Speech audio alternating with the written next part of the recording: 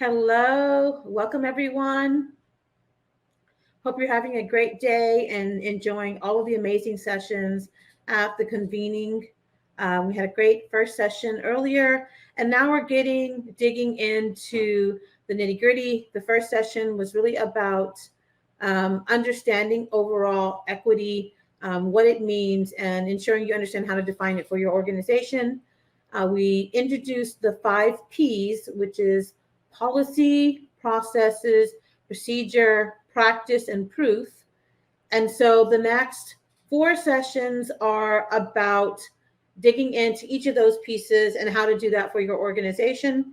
And then our 5th session, which is actually the final session, the 6th session, is going to feature a school district that went through this process, and they're going to talk about what they've learned, how the changes have impacted their district, and just give you some insight tips from the side of the district, a district leader.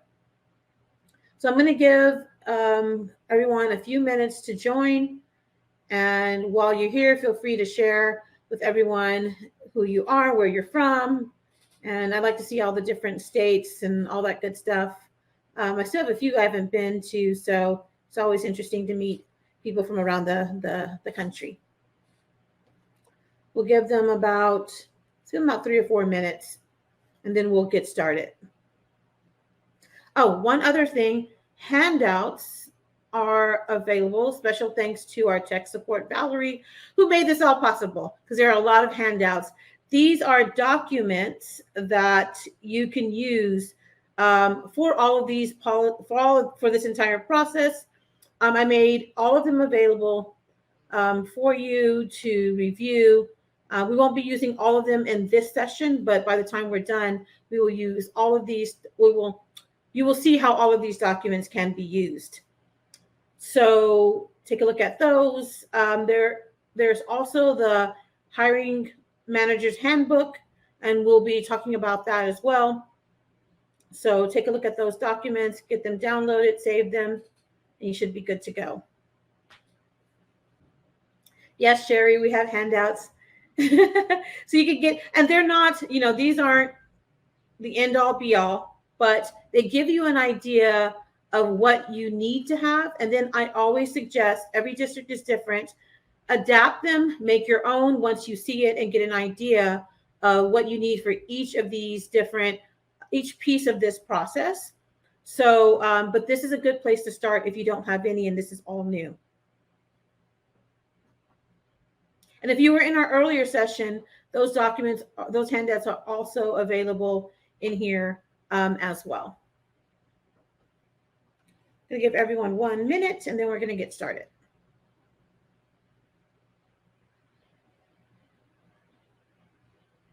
I know everyone's coming back from lunch, and as soon as you go to lunch, you get to see all of the phone calls and emails and work that's waiting for you. So you're trying to transition from the break, right, back into the convening and these the sessions. So, all right, it's 1:03, so we're going to get started here. So this session is about developing equitable policies.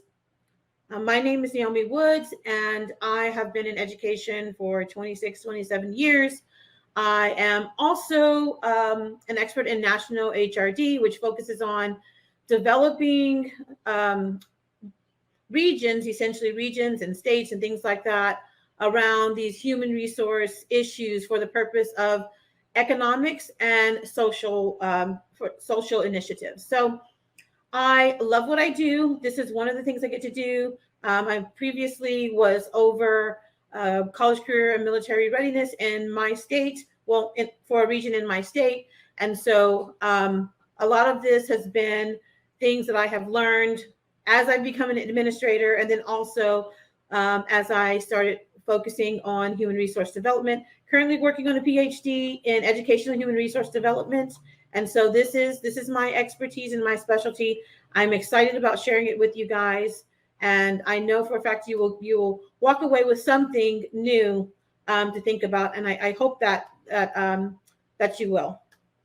All right. So developing policies is the name of this. And let's get started with, I'm going to start you guys off with some reading here.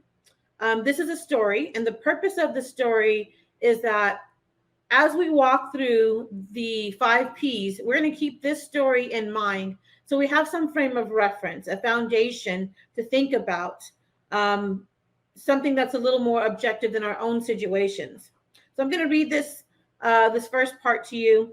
And there's a question at the end of it, and I ask you to share your answer in the chat, and then we'll discuss it a little bit, and then we'll go on to the next ones. Mason ISD, home of the Flying Eagles, has been getting a great deal of complaints about their application process. A school board member approached both HR and the superintendent about a person who was referred for a leadership role in the district and never heard back. According to the board member, the person was highly qualified and never received a call back. After crossing paths with them at a meeting, the board member had suggested the applicant consider working for Mason ISD. The applicant had informed him that they had applied several times, but again, they continued to never hear back. Excuse me if I add a little in there. The board member wanted to know what the process was for reviewing applicants. The board member also comments on the fact that the applicant was from a protected class, of which there were few applicants. The board requested an audit of the hiring process for the position. The audit revealed that there were a team of 2 that reviewed the resumes and made referrals to the department head. There were 3 applicants, and the department head interviewed each of them alone. The department head explained that the reason he chose the final candidate is that he could vouch for him personally. He didn't want to hire someone unknown, untested for such an important role. One female applicant gave him a really bad vibe. His instincts told him she would be difficult to manage. He is happy with his choice and pleased with the work so far of the chosen candidate. Was there anything wrong with this hiring process?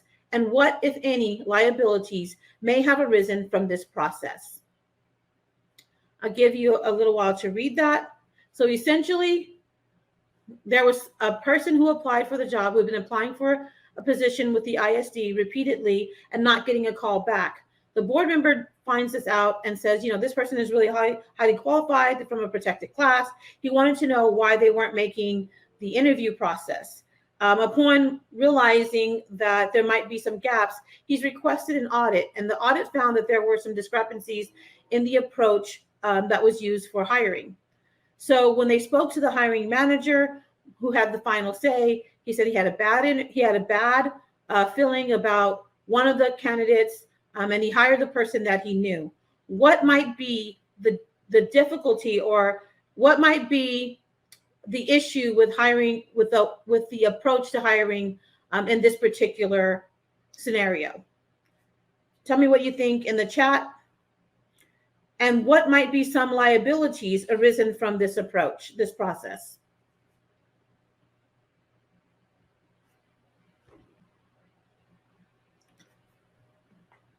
Do you see any potential issues with this approach?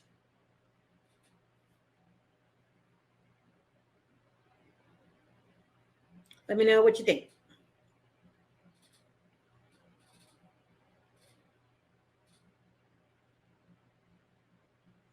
All right. Don't have any takers.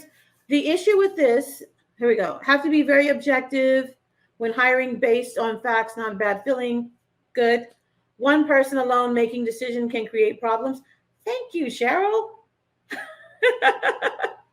Thank you, Cheryl. Yes, exactly. One person analyzing this process could be, hiring is in a silo.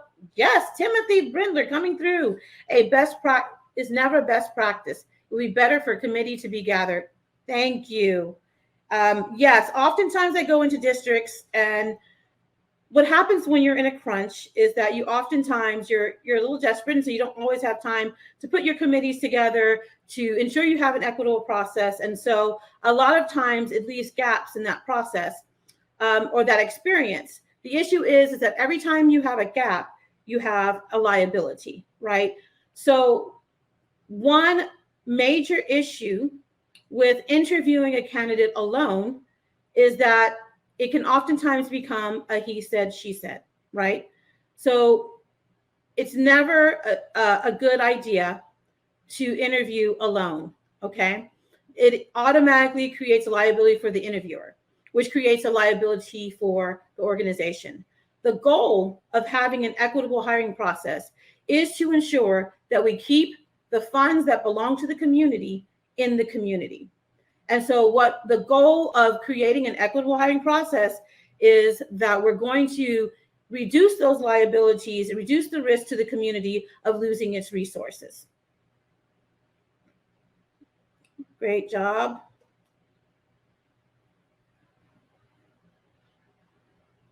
Okay, upon further review, the board discovers the female candidate that gave the department had a bad feeling filed a complaint after the interview. She said the administrator made inappropriate comments, asked questions that forced her to reveal information that was not allowed. She states the administrator told her she was beautiful and if she was sure her husband was comfortable letting her out of the house. The candidate stated she felt uncomfortable and fearful being closed in a room with a man commenting on her looks. She stated in the complaint that she did not have a husband and felt the administrator was trying to get personal information to proposition her. She made her complaint the day after the interview. HR took the complaint and informed the administrator about the candidate's concerns. The administrator was livid. He had only been making small talk. Clearly, the woman was an idiot. There was no way he was going to hire her. The board and the superintendent were shocked to learn the complaint and how it was handled.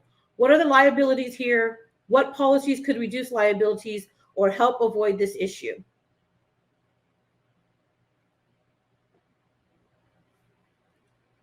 What are the liabilities here, and what policy or policies could reduce liabilities or help avoid this issue?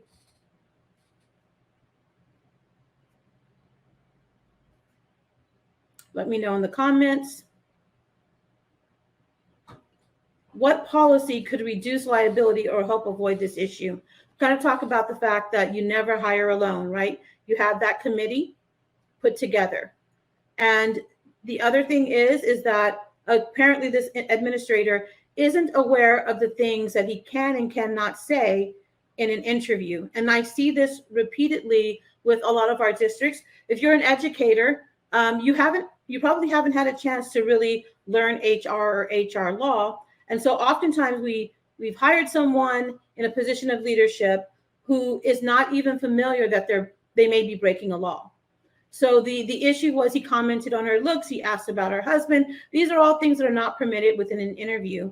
And yet over and over again, we see that these are issues and things that are coming up in an interview. Some of them innocent and some of them not so innocent. But either way, we're finding that a lot of leadership, they don't understand employment law, and they don't understand what's appropriate during an interview process. Okay, these other ones are for our future sessions. So when we're talking about policy, oftentimes we will see that someone comes up with this powerful statement and policy that, I'm sorry, Cheryl, you said having a policy that interviews must not be single. Yes. Also policy that anyone involved in interviewing and hiring must go through training process. Cheryl, I'm just loving you, Cheryl. Thank you. Yes, they must go through training. They must, and we'll get into that as well as when we start talking about our actual policies. So if you are a school district and you are recognizing that you have gaps in equitable hiring policies, the first thing you're going to have to do is figure out how to create that, not just the policy, but you're looking at those 5 Ps: the policies, the processes and procedures which support those policies, and then the practice, which is what's really happening. And then we audit all of those pieces to make sure that we have a good flow through all of those systems, right? So, and that is how we create our system for equitable hiring. So before you do that, a lot of times I'll see school districts and organizations. There is one person making a policy. It comes down. That person is making that policy alone. What I encourage you to do, if you're looking at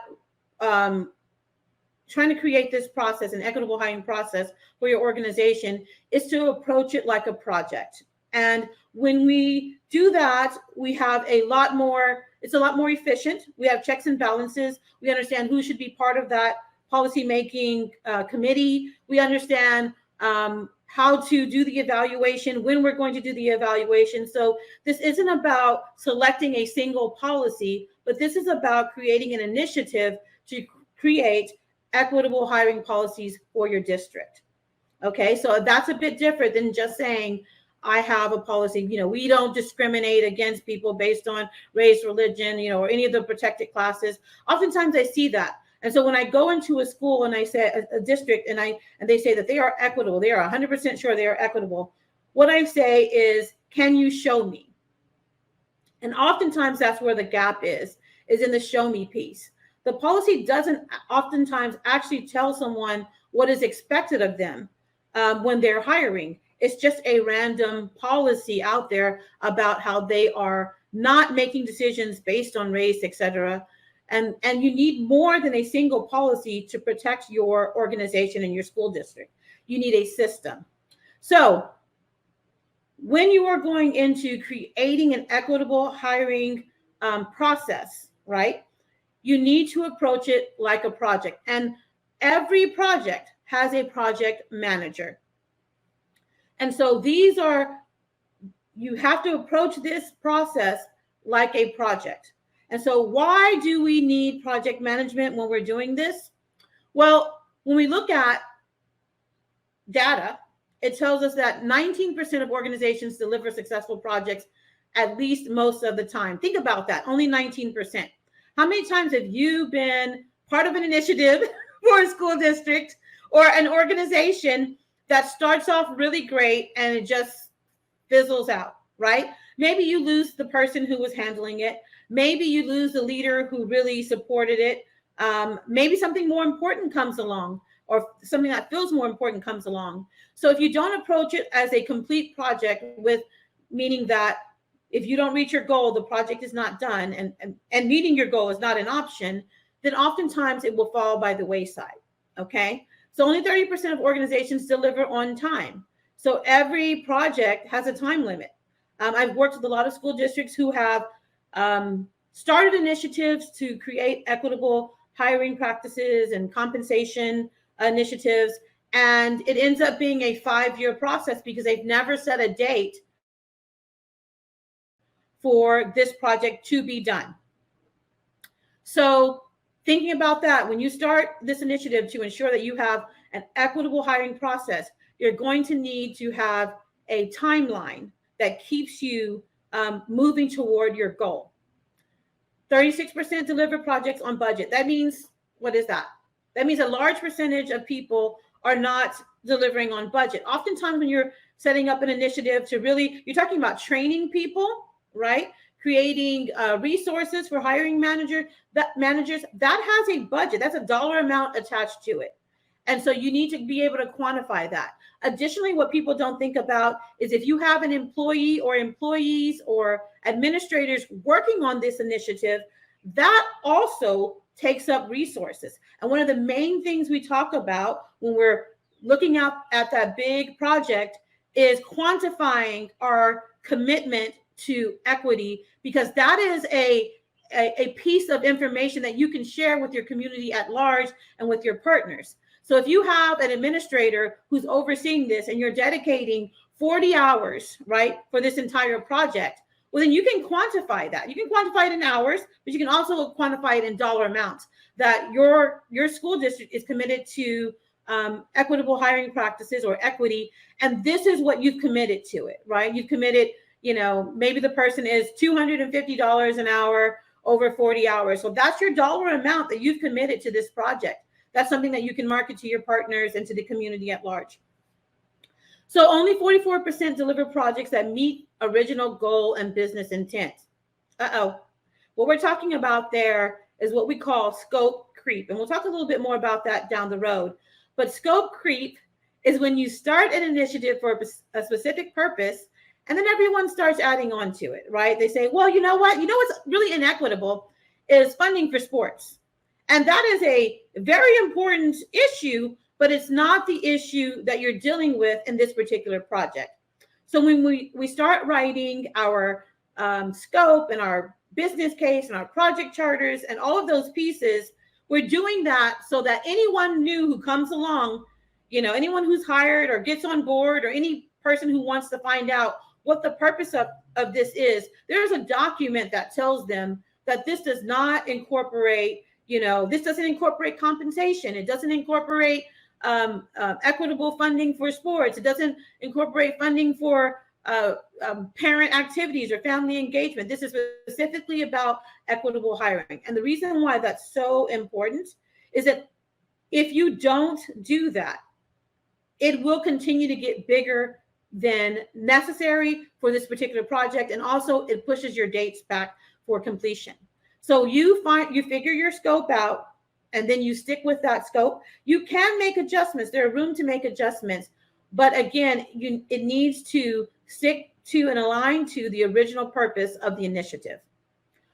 Only 46% of projects delivered receive stakeholder satisfaction. When you think about your stakeholders, because we're going to talk about that next, like who has to be involved in this. When you think about your stakeholders, you're talking about parents, students, community members, faculty and staff, your teachers. You're talking about administrators. You're talking about your C-suite people. You're talking about your board. So those are all stakeholders. So what oftentimes happens when we develop these initiatives, we don't have input from all of those folks to ensure that we collectively as a community are defining what equity means for us, right? That clear definition for that. And then how these efforts align to what we as a community say is important in terms of equity, how it aligns to our strategic measures and missions. You shouldn't have policies, procedures, or initiatives that don't align to your strategic goals. So if equity is important, then it needs to be represented in the strategic goals, right? First off, because that lets everyone know that it's important to the school district. And then your policies and your processes and procedures will support that and align with those strategic measures. So even before you start implementing policies, you need to know what is the role of equity in your strategic initiatives. Your strategic initiatives may say something like to hire the best candidates possible, or to increase the brand of the organization so that they can attract the best talent. Well, guess what? Equity is a part of your brand. It's a very important part of your brand. So if you are an organization or a school district that is known for being equitable, to giving people a fair chance, an equitable chance of getting hired for a position or moving up or moving, through the various levels, that becomes a very big part of your brand, both beyond the community and within the community. So thinking about all of these pieces, this is why we need to really organize our efforts to create equitable hiring processes, or any equity within our organization, as an actual project. The other thing that having a project does is it helps with the understanding of what to measure and determine our success. Okay, so sometimes I will go to an organization and they, like I said, they will have these big, powerful statements about equity. And then when you look at the actual outcomes, the practice, and then the results, you find that nothing has happened, right? So if you have a great policy and a great statement, but you still don't have equity, have you been successful? No. You need to go back and figure out what policies, processes, and procedures need to be put in place to ensure that you are pointing your organization in the direction of success. Any comments or questions so far? Let me know.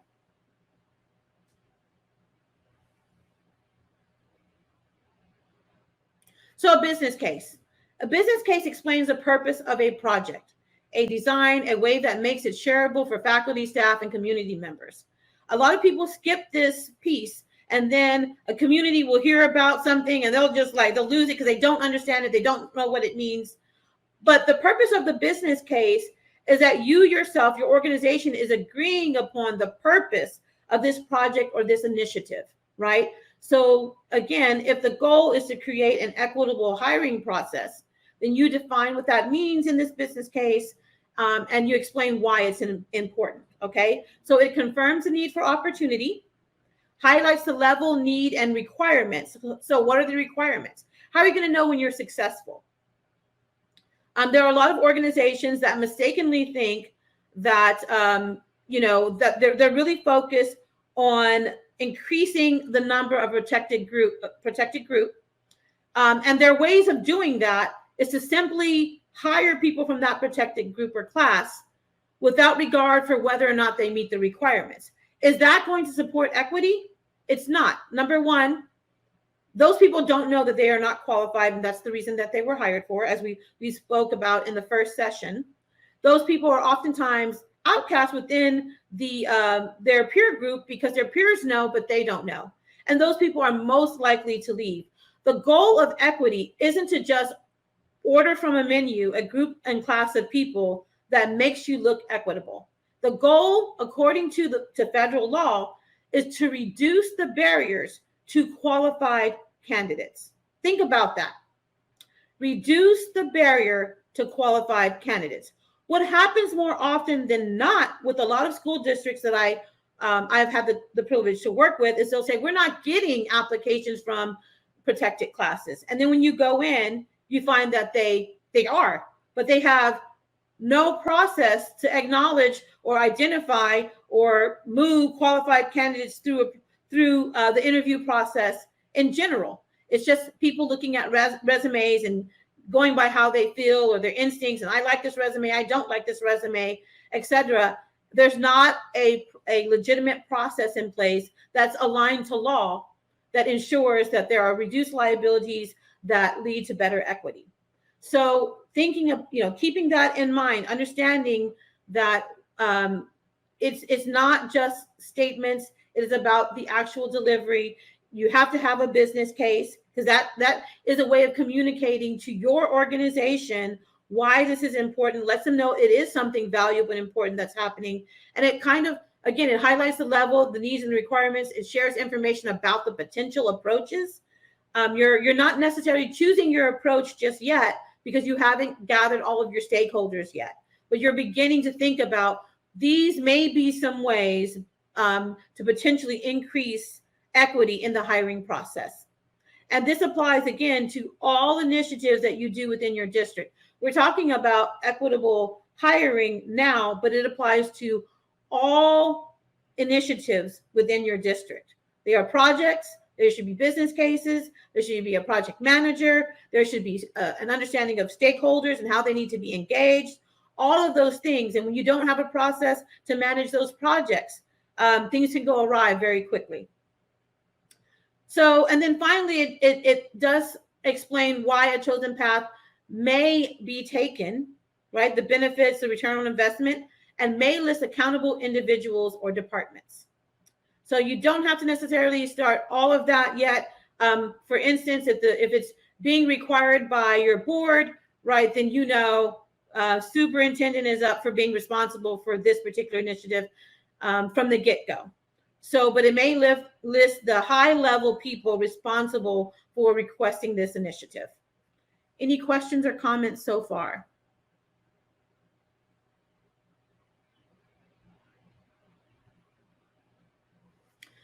Okay, selecting a project manager. In our final session, we were hearing from a district leader who managed this for their district, and they were able to make just gain some amazing ground because of the fact that the district had chosen the right person. The superintendent chose the right person to manage this project. So the person should have influence and respect within the organization, or the ability to gain it, right? They need a high level of emotional intelligence, that's the EQ, to address concerns in a way that is non-judgmental. Equity is a trigger word for a lot of people now, partially because it's been misunderstood and there's a lot of misalignment and poor implementation that has had a negative impact. And so it can be a trigger word for people of all different backgrounds. And so when they hear that word, it can become an issue. So choosing someone who can explain and connect with people and help them understand what the main goal is really important. They should be able to comfortably communicate with people at all different levels, from your janitor to your parents to your to the community members, because again, we're going to be pulling that stakeholder group, and they're going to be the person interacting with all these groups of people.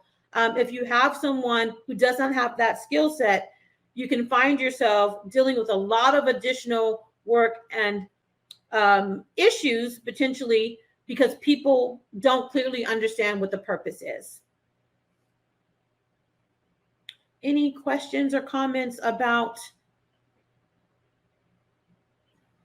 a project manager or anything so far?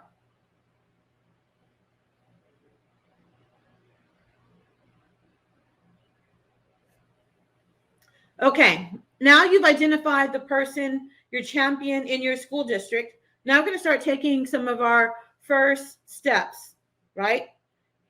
And here's what we have to do. We have to identify stakeholders. These are representatives from various groups which assist in the development of policies where appropriate to avoid potential barriers. Many times, again, working with school boards, superintendents, but specifically school boards, they will elect a policy or an approach without having done their investigation with their community about what those concerns are.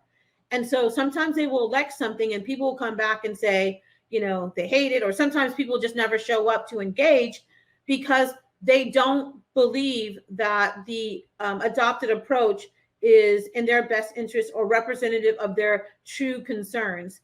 So when you're doing something, when you're implementing an initiative around equity and equitable hiring processes, make sure you understand who all of your stakeholders are so that they can have input into the initiative. It doesn't mean that they have to sit at every table, but you have to have a way of gaining information and soliciting information from people who are impacted by this initiative and this process. That does include community members, right? It includes employees at every level. So how are you going to approach getting information from those people? Some people do it through a survey. They'll do a community-wide survey. IDRA does community-wide surveys that include community members, employees, administrators, students. They do all of that. So you can launch a survey. You can partner with IDRA. All of their services are free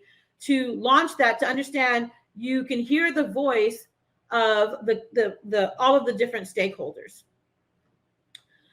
Understand and identify potential barriers with the group. This is essentially risk assessment. So this is, again, why you need somebody who is properly positioned within an organization in order to truly and effectively have your initiative equate to change. So this person has to be able to understand the potential risk of the initiative. What are some of the things you think you're going to run into? What are some of the potential problems that you anticipate could arise from the initiative? And the reason why you figure those out in the beginning of your initiative is because you're going to identify potential solutions around how you will address those issues. And you're keeping a list of those, right? The potential risk, and you're adding to them as you discover them. The other day, I was listening to someone who was talking about they actually took a situational judgment course, and they were talking about how the instructor had them look at the potential answers before they ever read the question. And what they found was that by looking at the potential answers up front, they were much more likely to find the answer for a question, especially if they didn't understand the question. And so this is essentially what we're doing in this process. We're looking at our potential solutions for issues up front when we have a clear head and we're not as burdened and not as tired and exhausted from this initiative. We're looking for it up front. And you will find that a lot of the ideas that you come up with during this time about how to address your risk turn out to be a near perfect match for the issues you'll see down the road. So the other thing is we create a Racy chart. What is a Racy chart? Well, it's a diagram that tells us with all of our stakeholders, who's responsible, who's accountable, who's supporting, who's out there helping us gain ground, who needs to be consulted, meaning you need some specialized information from them, even though they may not be a part of the actual group managing the project, right? But you need specialized information from them. It might be IT. You might need to know from IT, maybe there are some restrictions on incoming applications that are causing an issue that you discover, or maybe they know that there might be some. You need that kind of information from them. Informed. These are people who need to know what's happening. Usually this is your school board, your community, your school partners. They need to be informed about what's happening so that they can have their say, have their input, and understand the goal and the purpose of of the initiatives you're putting into place. Any questions, comments? Has anyone gone through a similar process to roll out an initiative in their school district?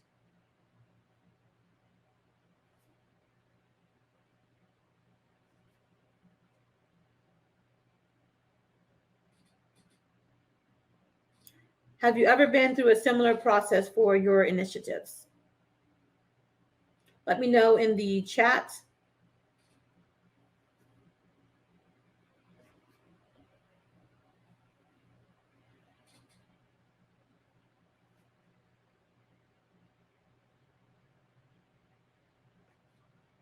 Anyone gone through a similar process?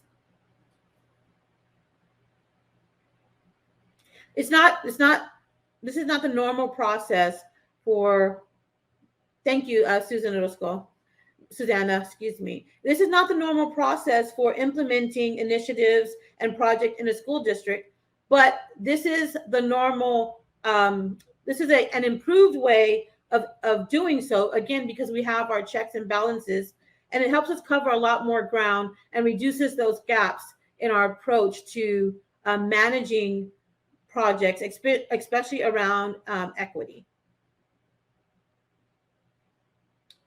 So stakeholders, let's talk about our stakeholders. So, and when we're talking about stakeholders, the first thing we're going to do is we're going to make a list, right? We have an initiative for minority recruitment, but our process was not as thorough, and I see some things we can go back to. Cheryl, yes, thank you. In our handouts, you will see a stakeholder registry, which we'll talk about in a moment here. So our first thing is to identify our stakeholders. And I will tell you, this is probably your most important piece. If you try to roll out initiatives in general, and especially around equity, without having the appropriate people at the table, it will not succeed, right? And it's not just about having the right people at the table, but it's understanding which of those plays those roles in the Racy they are. Are they responsible, accountable, supportive, informed, or need to be consulted? Yes, Susan. Yes. Thank you.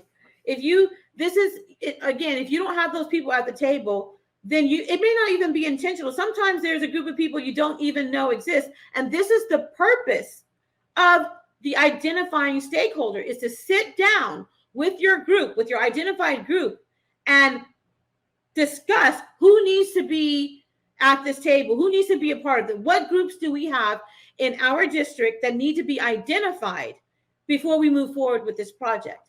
And then again, how are we going to communicate with them? So you're going to see a little later on, we're talking about a communication plan for each of your different groups. It doesn't have to be the same way of communicating. For instance, when you're communicating with some board members, right, or some people in the district, they may want a detailed, overview of what's happening. So you're going to have that available for them if you're using, G Suite in your Google file or folder or whatever, wherever you you host your document so they can go in and find out more information about how this process is happening. Then you're going to have your quick way of communicating. This is like your infographic where you like show a group of people, and then there's like a line that shows more people in the school and better student outcomes and all of that. And this is a quick way to communicate without a lot of words to your community, to your partners, and to the board members who may not have a lot of time, right,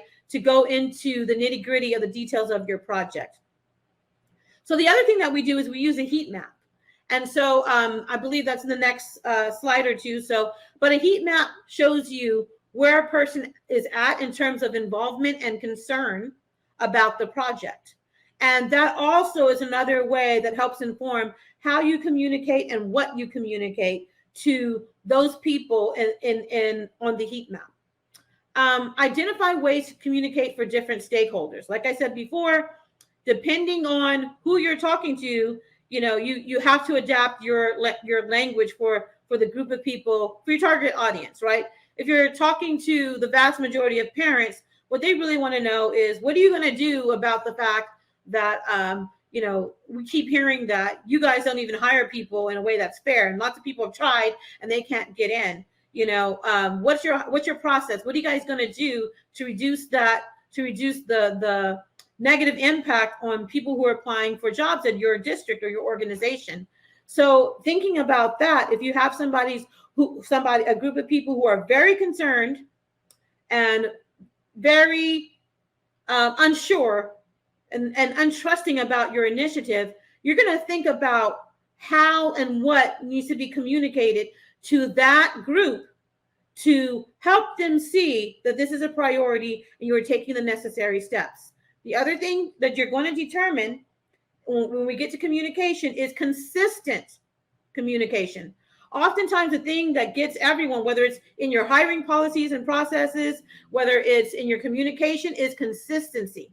If you have a school newsletter or a parent newsletter, whatever the case may be, if it's going a community newsletter, then that's an opportunity for you to consistently share some of the pieces that are in this project or effort, so that people constantly are aware of what's happening, and you gain their trust because you're being transparent with these initiatives. So the other thing is you create a stakeholder registry. You're going to create a list, and you're going to list all the different groups, right? But even more so, you're going to need to know who in that group is your point of contact. And you're going to list the people in your group, in those groups as well, that need to be communicated with.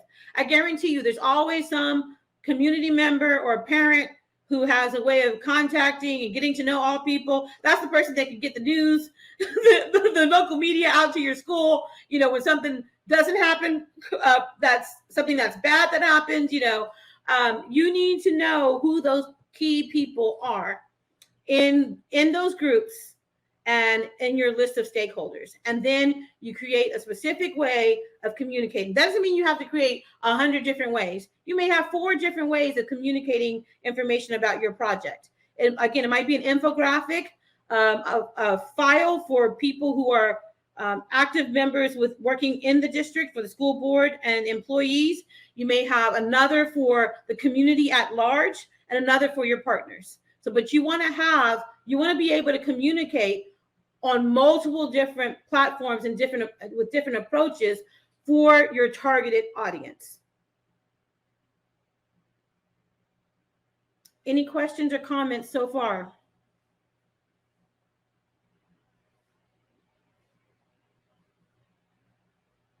We're just trekking through this. We're trekking through this part. We'll trek through our policy development, and then tomorrow is our process and procedures. We'll trek through. This theme will follow all the way through that. So we'll be talking about stakeholders.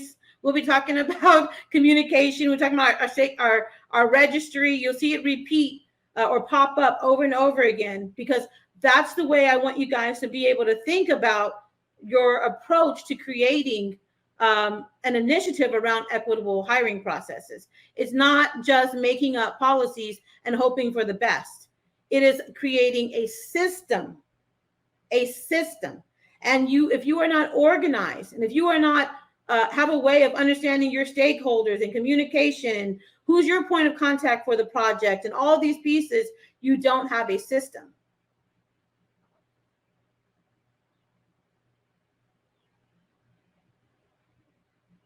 Okay, the heat map. So looking at the heat map, you see we have high influence, low interest. These are the people who they're very influential within the district and maybe outside of the district, maybe in your community, but they have no interest in this, right? Then you have people who are high influence and high interest. These are your champions. These are the people you want sitting at the table as much as possible, because not only can they influence people, but they actually want to be involved. So they're going to be able to take what you're doing and share it in a way with their, with the people they're in contact with, and really help move move this project forward. So you need to know that. Low influence, low interest. Sometimes these might be employees or parents. They're not really involved for whatever reason. Maybe they've got too much going on, but these are people who aren't really connected. And then you have low influence and high interest. So my question to the group is why might someone in the low influence, in either one of these low influence areas, still be important to engage with a project, especially around equitable hiring processes and equity? Why might they still be important? Let me know what you have to say about why low influence people are still very important to a project.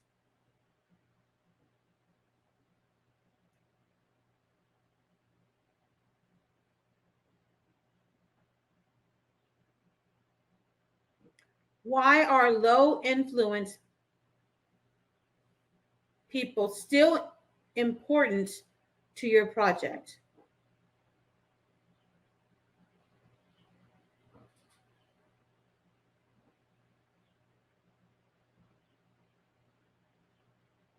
Yes, you are oftentimes, right, you are oftentimes doing this for, they're oftentimes the people who are most impacted by it. Low influence people with interest would need to have their voice heard, because their voice still matters. Lowell, come through. Yes, oftentimes in most organizations, these are the people we don't hear from. Then we roll out an initiative and nobody shows up, and we're like, well, this is perfect for them. Why didn't they show up? We're trying to help them. I hear this so much. We're trying to help them. We're trying to do what's right for them, whether it's employees or parents or whatever the case may be. But my question to them is always, what did they say when you asked them about this? And a lot of times they never thought to ask. So a low influence person can still have a lot of influence at the levels that they're at as well. Oftentimes when we think of influence, we think about important people and high up. But the truth of the matter is, and a low influence, high interest person, they can really help you close the gaps on an initiative. They are advocates, right? They are absolutely advocates. So very good. Awesome. Okay, heat map and communication. So when we talk about, I'll switch back and forth to this. So we say high influence, low interest. They still need to know what's happening, because those are the people, if they misunderstand what's happening and they have an opinion that does not support the work you're doing, it can cost you a lot in terms of time, reputation, effort. So if you're not managing the high influence, low interest people, then you can completely derail your efforts. It's very important. There's no group of people on the heat map that can be ignored.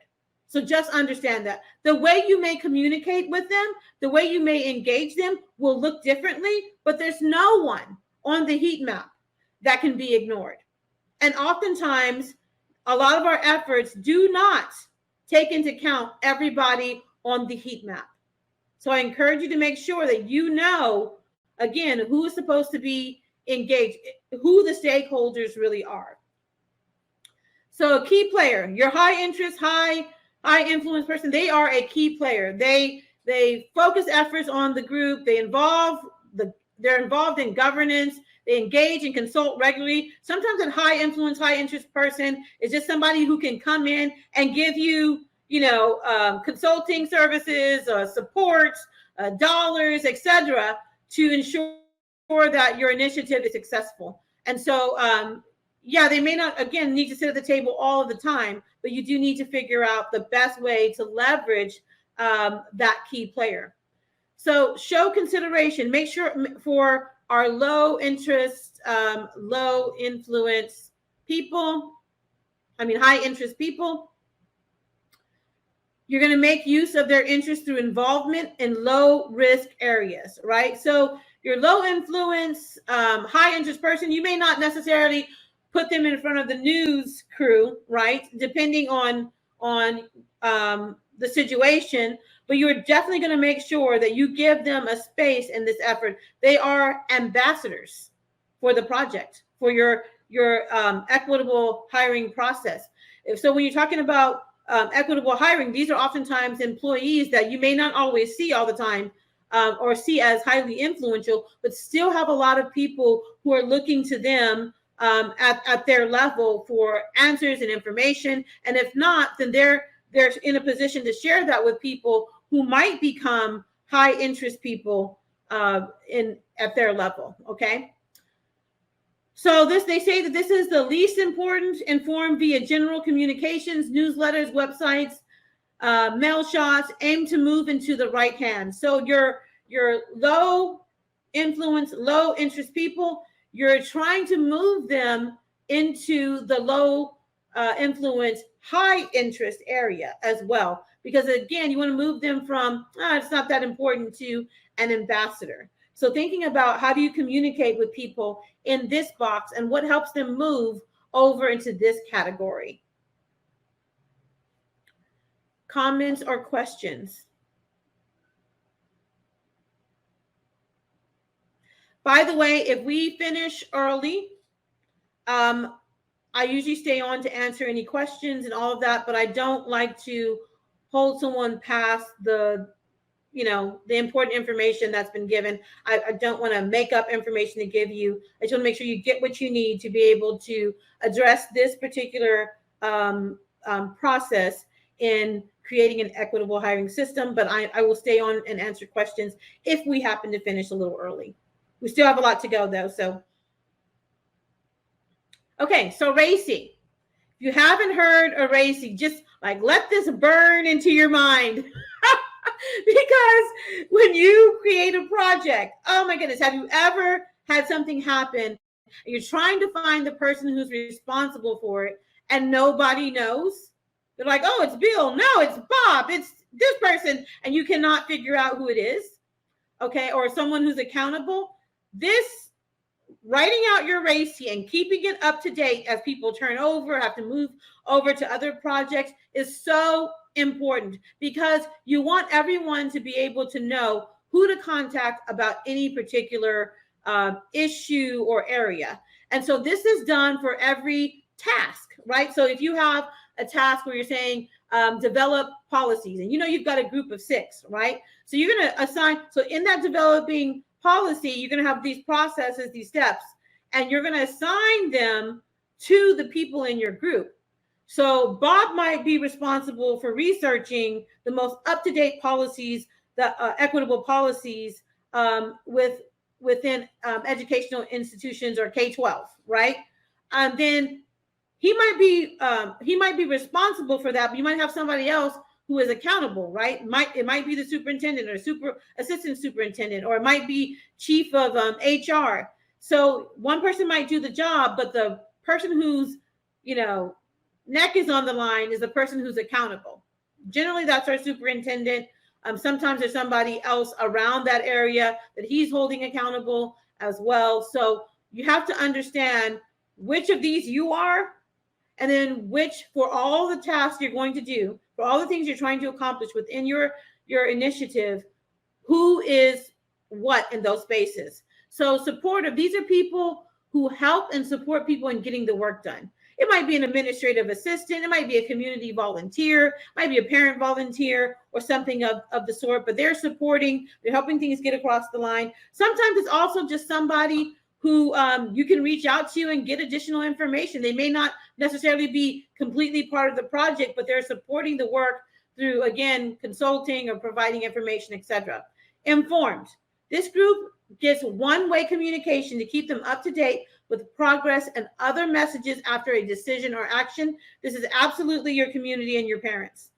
This is absolutely your community members and your parents, and oftentimes your partners, right? These are people that have to be kept up to date about decisions that are being made.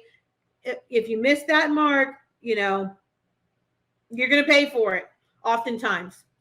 So this group gets the one-way communication. They understand what's happening within the district. Any questions or comments about Racy?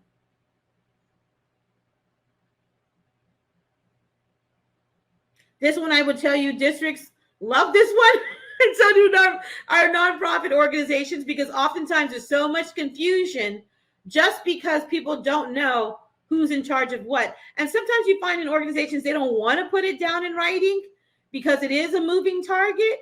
But if you want a successful project, a successful initiative, you want to truly create equity and implement those equitable hiring processes in place, you have to have your Racy. You have to know who's responsible, accountable, who's supporting the work, who needs to be consulted. Consulted means these people you would like to know about the task, and we would like to seek their opinions before a decision.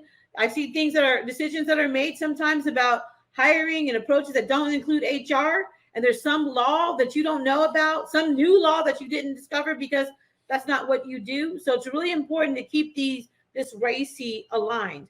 So you might have in here, for instance, when it talks about HR law and policy, well, that might be your chief or somebody, your HR chief or your HR lead, or somebody on the HR team that you know that you can call, right, when it's time to implement this, to make sure everything you have is aligned to law.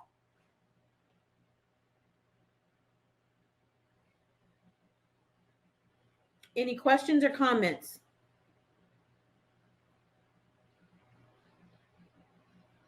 Okay, now we're into developing a project charter. I know this might feel like this is heavy on the project management and development side, and it is. It absolutely is, because you have to have these pieces in place. Again, these next 4 sessions are about actual implementation of an equitable hiring initiative, right? That's what this is about. So we are getting into the nitty-gritty of managing these efforts, okay? So develop project charter. This is where you have now decided, you know who's responsible. You've got your stakeholder registry. You've got a list of potential risks with the possible solutions. You have an idea of what path you are likely to take. You have some idea of the things you need to do. You have some ideas of how you're going to communicate. And you're going to put all those pieces into place. So good requirements. Okay, this is what it takes. If you're talking about creating initiative, you're talking about creating policies, and you want to talk about efficiency, they have to be trackable. I have to know what's happening all along the way and then see it coming out at the end. I have to see that it's happening in practice. When I audit, I need to know that I can track that policy through the process, procedures, and practice. Clear. It can't be confusing. If people aren't implementing your policy, you really have to analyze, is this clear? Do they really understand what's being asked of them? Necessary. Is it necessary? I don't suggest implementing a lot of unnecessary policies. And I will tell you, a lot of times when it comes to equity, what you see is a lot of unnecessary policies that don't get to the heart of the issue. They're just good talking points that an organization thinks it makes them look good on paper. So don't implement unnecessary policies around equity. If you implement the ones that you have to have that are aligned to the law, you will find that your organization will begin to be more equitable, again, improve their brand, and their reputation within the community, right? And beyond. So don't just pick something because it sounds good. You have to look at what will this policy actually get us? And if the answer is unclear or unsure, you're unsure, you don't implement that policy at that time. Complete, right? It doesn't leave a lot of room for adding on or misinterpreting it or any of that. It has to be complete and comprehensible. It's understandable, but also detailed enough to be understandable and clear. Okay. Any questions?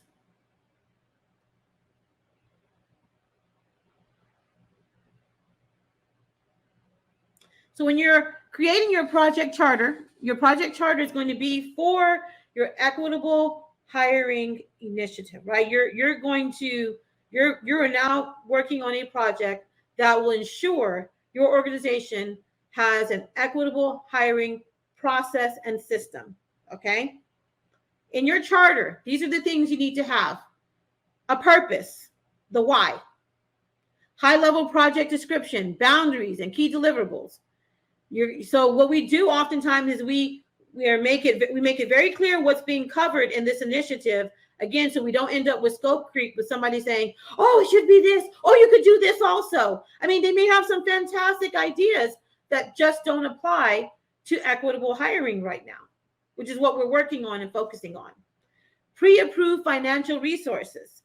We talked about, like I said, in our 6th session, we have somebody coming from a district, and they had to dedicate roughly about 20 hours a week to this effort over a course of I think about 8 months. They've done the majority of this work within an 8 to 12 month period. And, that's a financial resource. Someone had to okay her spending her time to implement this and make this happen so that it could be successful. Now, in some cases, you don't have a choice. If you're under a DOJ consent order, you really don't have much of a choice. You're required to now, once you're under a DOJ consent order. But if you're trying to do this, someone has to do the actual work. And there's a dollar amount attached to that. A lot of times I see districts doing a lot of different work, not just in equitable hiring or equity, but in general. And they're not attaching the dollar amount to it. They don't know how much it costs them to have, Brenda work on something 5 hours a week for 2 years. They're not calculating that as a cost. When you talk about keeping control of your budget, you need to know how your major dollars, all of your dollars are being spent, especially if you're using federal dollars, right? So understanding the cost of all of the work that you're doing. And again, as I said before, this is also a way of capturing your commitment to making an improvement or keeping your school or organization up to date on relevant issues, right? So you can use that as a marketing tool to your community, as a communication tool to your community. We have dedicated over $100,000 of time, and effort in ensuring equity within our district. So these are things that, again, support and speak to the community that you are actually doing this. Measurable project objectives and related success criteria. If you say that you are committed to ensuring that people from all different backgrounds are not negatively impacted by your hiring processes, well, then that needs to be measurable, right? I need to go in and say, okay, look, the numbers are showing that the number of people who are qualified applying to these positions and getting interviewed has improved.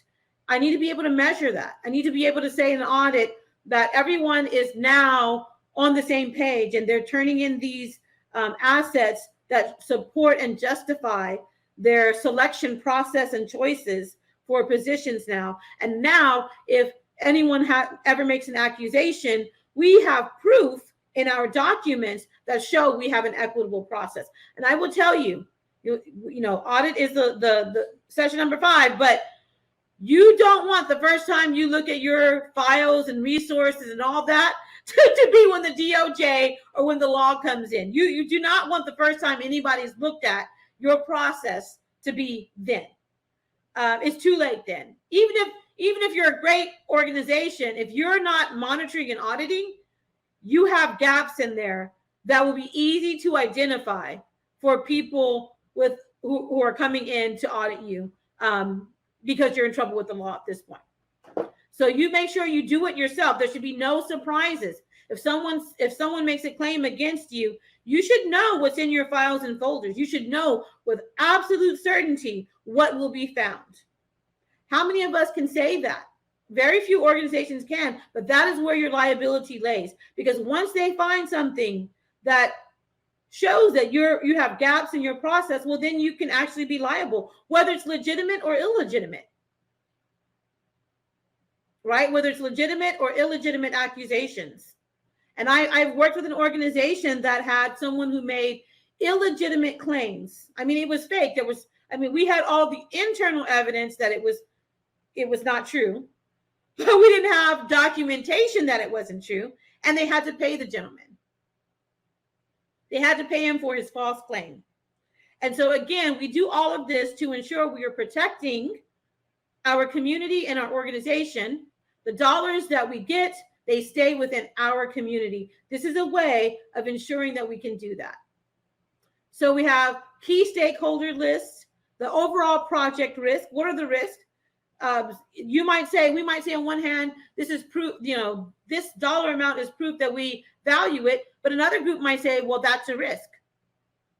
So you have to understand, how are you going to communicate that how are you communicating that you've mitigated your risk for the project, that you have solutions for your risk. You can show how it's going to save dollars in the end, right? These are all the things that we're talking about when we talk about risk. So you might spend $100,000 in effort, but it reduces the illegitimate lawsuits, which can go into the millions. It reduces poorly hired employees for jobs, right? You ensure that you're getting the best candidate for the job. That saves you money. So you can quantify the dollar amount that you're saving by your initiative, as well as what you're dedicating and spending. Okay. So high level requirements. What's the requirement? Requirement should be, everyone's going to figure out the requirements, but I can tell you what some of them are, and that is they should be aligned to strategic goals. Shouldn't do anything that's not aligned to your strategic goals. If it's not in your goals and it's supposed to be, well, then you have a different issue. You've got to go back to your strategic goals and make sure you incorporate that. They need to align to your strategic goals. They need to align to the intended outcomes that you're trying to get, right? We start talking about research. We talk about valid and reliable. Okay, so those are things that they have to be as well. They have to be aligned to law. They have to be aligned to law. I say that all the time. I repeat it. It has to be aligned to law. Because see, lots of initiatives that, again, make you feel good on the inside, makes everybody feel like we're really doing something. And then it's illegal. You end up being sued because you haven't aligned that initiative to law. And I can tell you right now, I get organizations all the time who want to, like I said before, order from a menu. We need 5 Black teachers. We need 5 Hispanic people. We need somebody from the LGBTQ community. This is not a restaurant where you get to pick and choose off a menu who gets to come through your doors and who doesn't. The law states that equity is about reducing barriers to qualified candidates. So if you aren't getting the kinds of people through the door that you want to, number one, you look at your system, your hiring system. You look at your recruitment efforts, right? You look at ensuring you have people who understand the laws of the policies that you have in place, so they're following those. And then if you still don't have enough people, well, then you have a problem that supersedes the hiring portion of your work and may go back into talent, career readiness, and talent development. And you can have initiatives around those pieces as well that help those groups that may traditionally fall behind improve qualifications and skills. Doesn't mean you can hand them a job. It means you can improve their qualifications and skills so that they are able to compete in the process of being a qualified candidate. That's very important because a lot of people get dragged into lawsuits because they haven't paid attention to what the law says is a requirement. And they're creating policies that are outside of the law. And one of the things I always say is that, and I don't know if I've said this already in this session because I said it a lot in the other session, people don't want to be given a job. They want to know that they've competed and that you've hired them because you know that they are the best person for the job. When you hire someone for reasons outside of that, they don't know that. And they are oftentimes ostracized by their peers. So it's really important, again, that you're reducing the barriers, right? We're talking about reducing the potential impact from bias, right? Whatever it may be. Having policies and procedures in place that ensure the best candidates are getting to the interview, and so on. The other thing that oftentimes happens is someone is hired who is above the qualifications and no one knows because they weren't hiring because they actually were interested in that person. And that person never gets to move up because they're really not there to do a job. They're there to be a token. And so it creates the very inequities you're trying to reduce when you don't have, again, a system in place. So some other things that you would want to have on your project charter: project approval requirements. So if you're in charge of all this and you put this stuff together, don't just start rolling it out. Who needs to give their approval? And make sure it's, there's a nice little official way of documenting the approval, because I would tell you, in many occasions when things switch around and things get moved, nobody knows who gave somebody permission to do something, and it can cause a lot of trouble for the person who's over that initiative, trying to explain who gave permission. Get official approval once you've pulled this all together. Whoever needs to sign off on it, whether it's your board or your superintendent or your HR or whoever, you can have them all sign off on it and say they approve this initiative, they agree with the goals, the purpose, the intended approach, all of those things. Project exit criteria. Before you close out a project and you say, you're done, we did it. What has to have happened? That needs to be established before you go into implementation of a project. You have to know what success looks like in your project and how you will disband your committee and your group. Assign project manager. You need to have that and list that in your project charter, and name and authority of the sponsor or another person authorizing the project charter. This is usually your superintendent. Okay, this is usually the superintendent who says, yes. The sponsor is the person who elicits the efforts in general and says, we need to do this. They're the person that the project manager answers to. Any questions or concerns thus far? Comments? How are you guys feeling? It's a lot of information. You doing all right?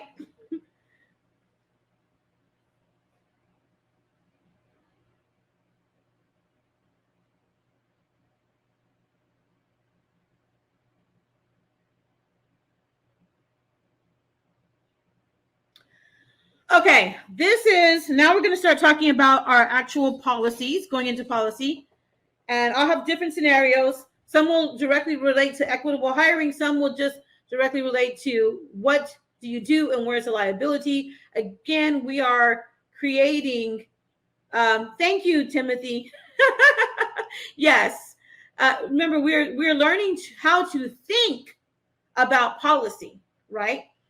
So again, policies aren't just strong statements. I cannot tell you how many organizations I go to that have these powerful statements that have nothing to back it up. When you pull it back, they're some of the most inequitable places to work, out there, because they only want the glory of saying that these powerful statements and not the responsibility of creating a system. And so it's not just a statement or a feeling or an emotion. It is action. If you don't have the action behind it, you are not equitable. If you don't have an equitable system in place, a system that supports equity, then you are not equitable. It's not because you're bad or you're any of those negative things. It's that you don't have a way of ensuring or supporting equity within your organization. So let's read this. I'm going to ask you to type in the comment section, the chat, your answers. Done it a little covered up some kind of way. Some of these didn't convert so beautifully to PDF, but let's see what we've got here. IT recently contacted you about an employee who is viewing inappropriate sites and content on the company internet during their lunch break. He is using his own phone, but is logged in with his company credentials to Wi-Fi. You speak with his supervisor and you both agree to call him in for a discussion about appropriate usage of the organization's internet. Is this the right decision? Why or why not? Does this create a liability? Let me know what you think in the chat box. There are 3 questions there. You can answer all or one. Is this the right decision? Why or why not? And does this create a liability? You can add what liability you think it creates or does not create. Let me see your responses in the chat box.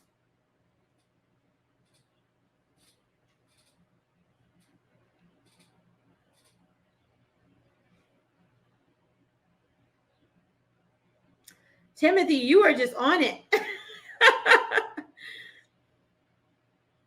Anyone else?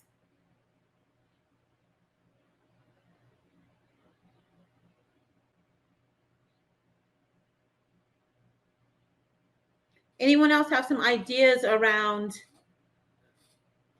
what's appropriate around this situation?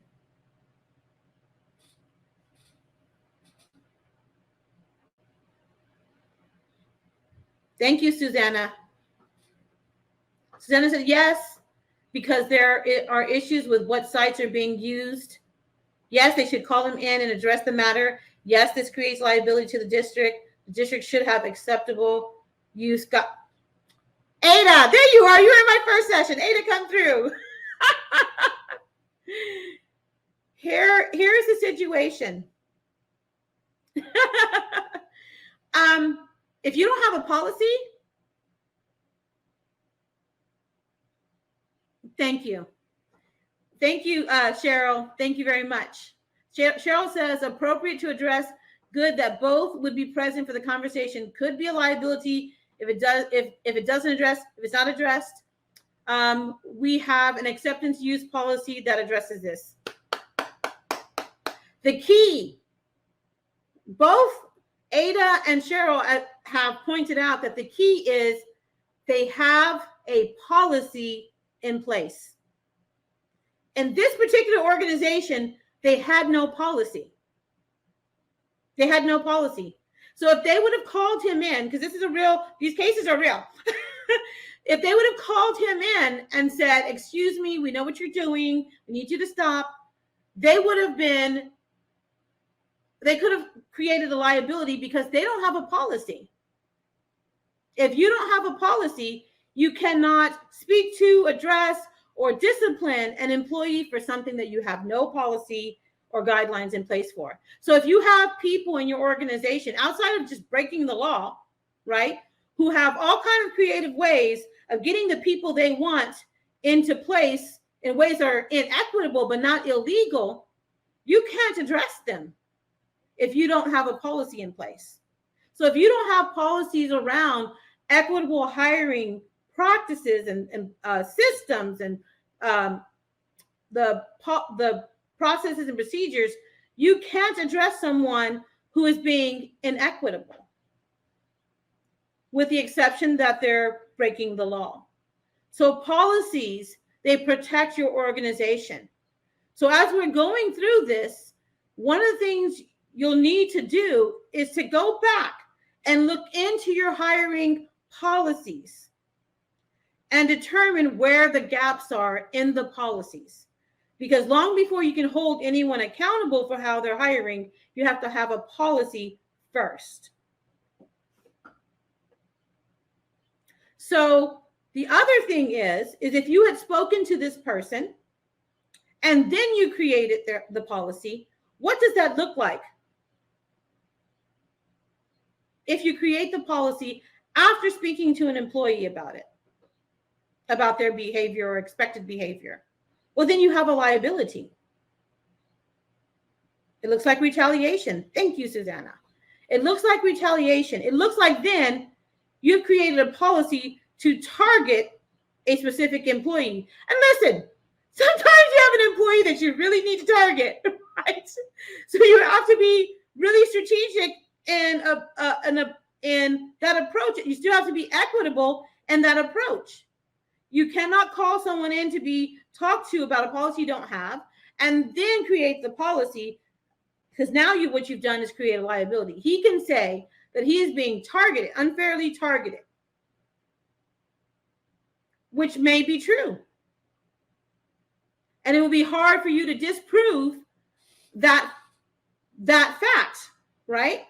So again, the policy creates the protection for you and your organization.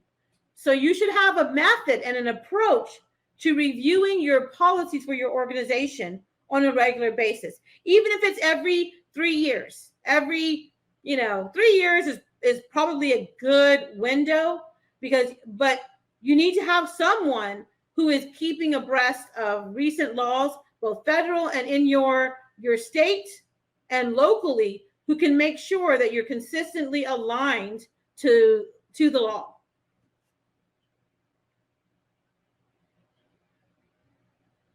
So let's talk about the definition of a policy. A policy within an organization is a statement of intent. It is adopted by a governing body or individual. So I can't necessarily make up my own policy if I don't have the authority to do so. We see that too sometimes in organizations. Well, I don't open the door because I told everyone I'm not going to do that, because it's too much work for me. Well, you've just created a policy, but you may not have the authority, right? You may not have been given, you're not a governing body to create a policy, so you might be creating inequities in that policy. Guides decisions, right? It tells us how we are expected to behave. Is aligned to strategic plan, goals, and law. I cannot say that enough.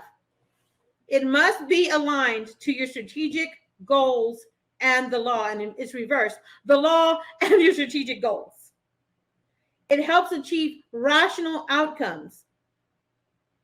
We have to put the word rational because, again, some people don't have rational ideas about what they're trying to achieve, right? So it has to be rational, reasonable. It guides behavior. So these are the things the policy does.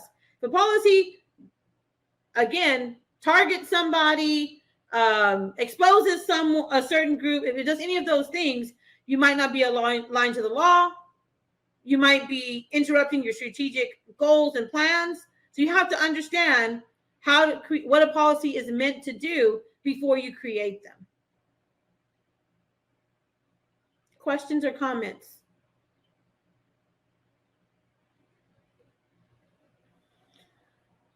Okay, I say it again because this is something, again, that I will see beautiful policies written. I mean, they're poetry.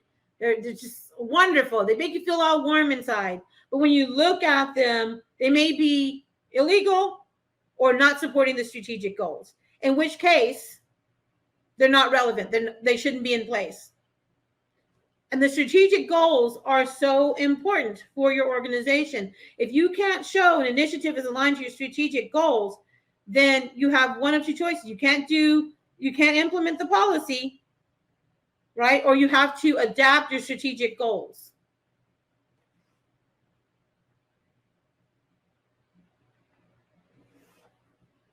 So when you're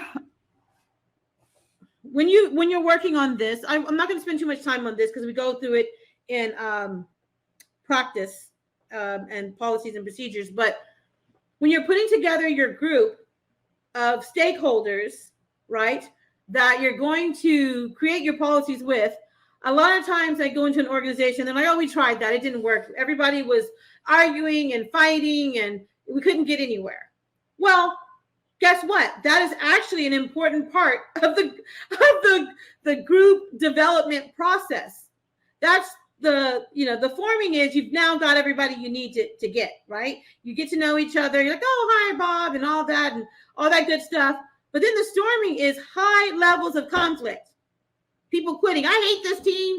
All we do is argue, right? But you also are identifying your strengths and weaknesses. So when you're going through the storming stages, don't abandon the project. That's actually an important piece of moving forward in that process. And it's an important piece for your group is to have the storming stage. So don't get discouraged in this stage and think it's all done for. Know that this is an important piece, because after the storm comes the norm, right? That's where the group starts to get cohesive. They know that you're not trying to be horrible to them, or at least they can put that aside if you are. But you start to develop group cohesion, high level of group commitment. People start to get more committed to the group after the storming phase, right? Because you're all still there. You survived that together and you're all there for a mission.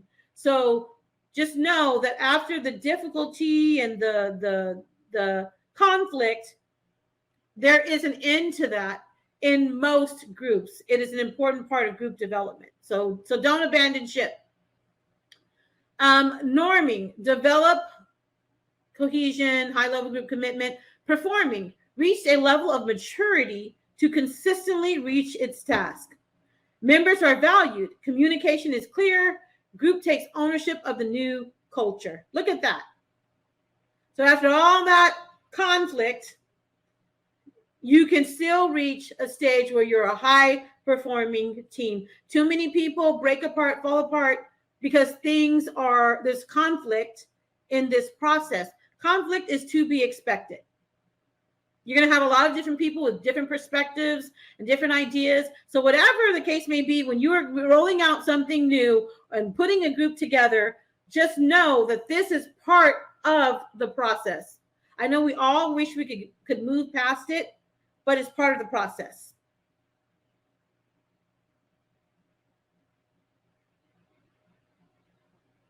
So there's a stage for policy creation. Again, we don't just make up a policy and hope it works out. We have to have a process for selecting policy and a beginning. So we have agenda setting. We decide what policies need to be addressed. So in this case, we're talking about equitable hiring policies specifically. So we're trying to address equity in the hiring process. Formulation, we analyze all the information about an issue to determine what should be done about it. This is what is used to create your policy. May require research and data, and it does require having your appropriate stakeholders involved.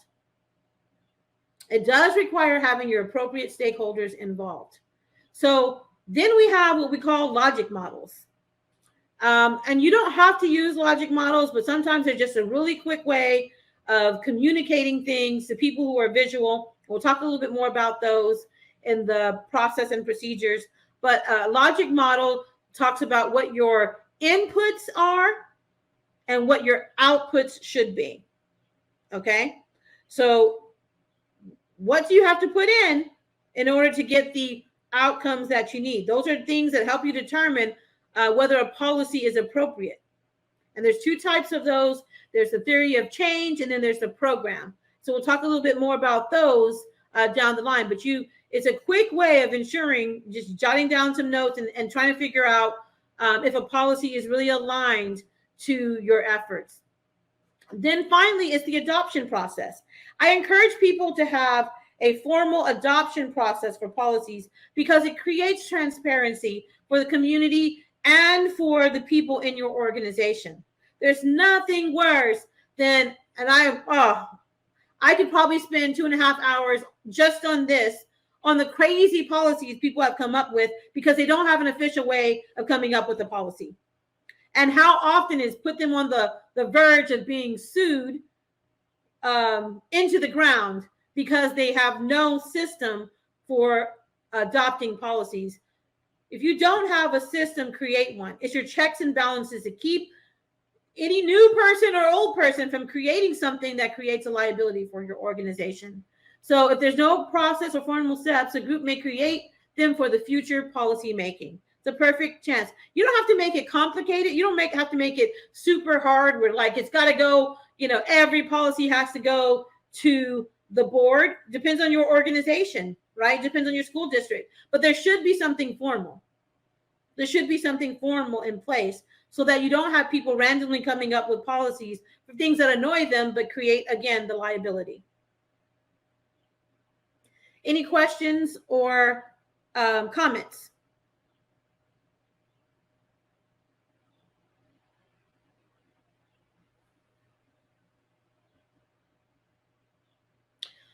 Formalizing policies, we talked about this. A lot of times people will look to see what other organizations are doing, which is great. It's research. But don't just accept that, oh, that big old school district that's, the top in the country is doing this. The reason why is because you may have state and local laws which prevent that, right? You may, it may not be a good fit for your organization. It might create inequities just because someone's really good at these other pieces or ranked really high doesn't mean they don't have issues with equity.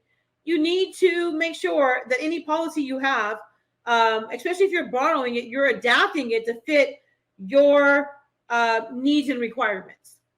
So adapt it. And you'll see when we look at the hiring manager's handbook, there's some things in there, but the organizations that have adopted, the school systems who have adopted it, they adapt it first to meet their needs, right? So you can adapt it and change it to make sure it fits. Abandon. So abandon is an important stage. So you get a policy, you think it's going to work, and you look at it and you realize it doesn't, or it's, too expensive or too problematic. Abandon the policy. Don't do it. Don't do it. Focus on the things you can do. As long as it's not going to create some issue with liability, put it on the back burner. Abandon it for now. Maybe something you can come back around to. But if you're unsure about it, don't implement it. If you're unsure about it, don't implement it. Sometimes your gut instinct is the best tool that you have about a policy. Adopt. Once you've got them all in line and you know what they are, again, like I said before, have a formal process for adopting so that people can see it. They know it's coming. They've heard about it. Parents know, school board knows, employees know that you have adopted these policies, and this is what's going to be expected moving forward. Questions or comments? So scope creep, we talked about this a little bit in the beginning. To avoid scope creep, stay focused on the task at hand. Everything that someone suggests, does it lead to the outcomes related to this project? Is it aligned to the purpose of this project, right? How does it fit? Is it aligned to what we've laid out in the project charter? So you're going to refer to your project charter to ensure that you're staying on task. Refer others to the project charter. So if someone says, well, I think it belongs to this, and I feel like we should do it, and all of those things, you're going to have those people, and it's okay. And you can let them know that you agree that it's very important. But let's look at our project charter, and it doesn't fit into this particular project, but it's definitely something we can look at down the road. Update your project charter as necessary. Sometimes you find that there was a piece missing. It's not a big deal. Go back and add it to your project charter. I would tell you, don't just add it in and leave it. You create a new version. So your very first one is version 1. If you make any changes, you're now in version 2. Same thing with your stakeholder registry, your risk registry.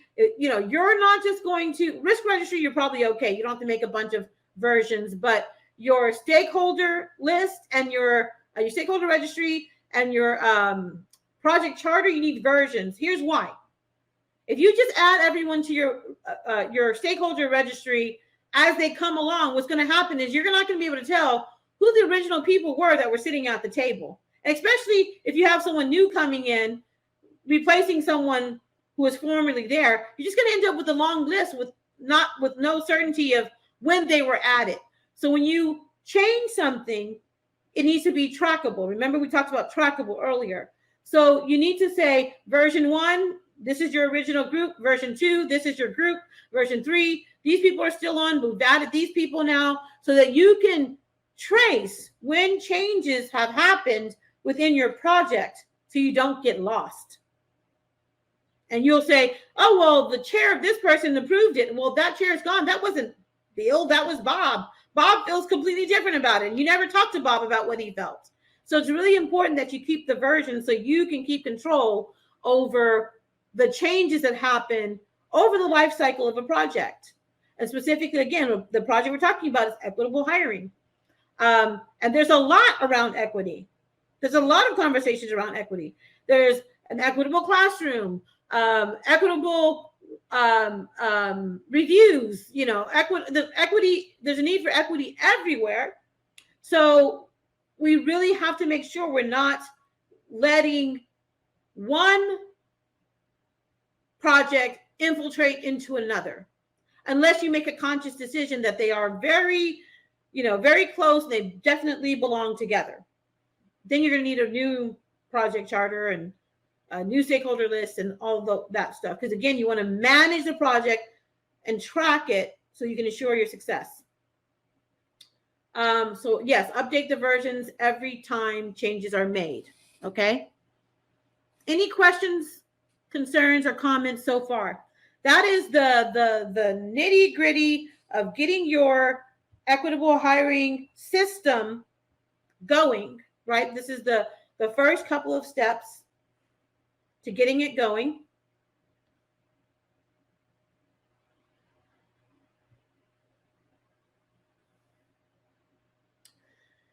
Now we're going to do a review of the Hiring Manager's Handbook. This is, I would say this is the Hiring Manager's Handbook Lite.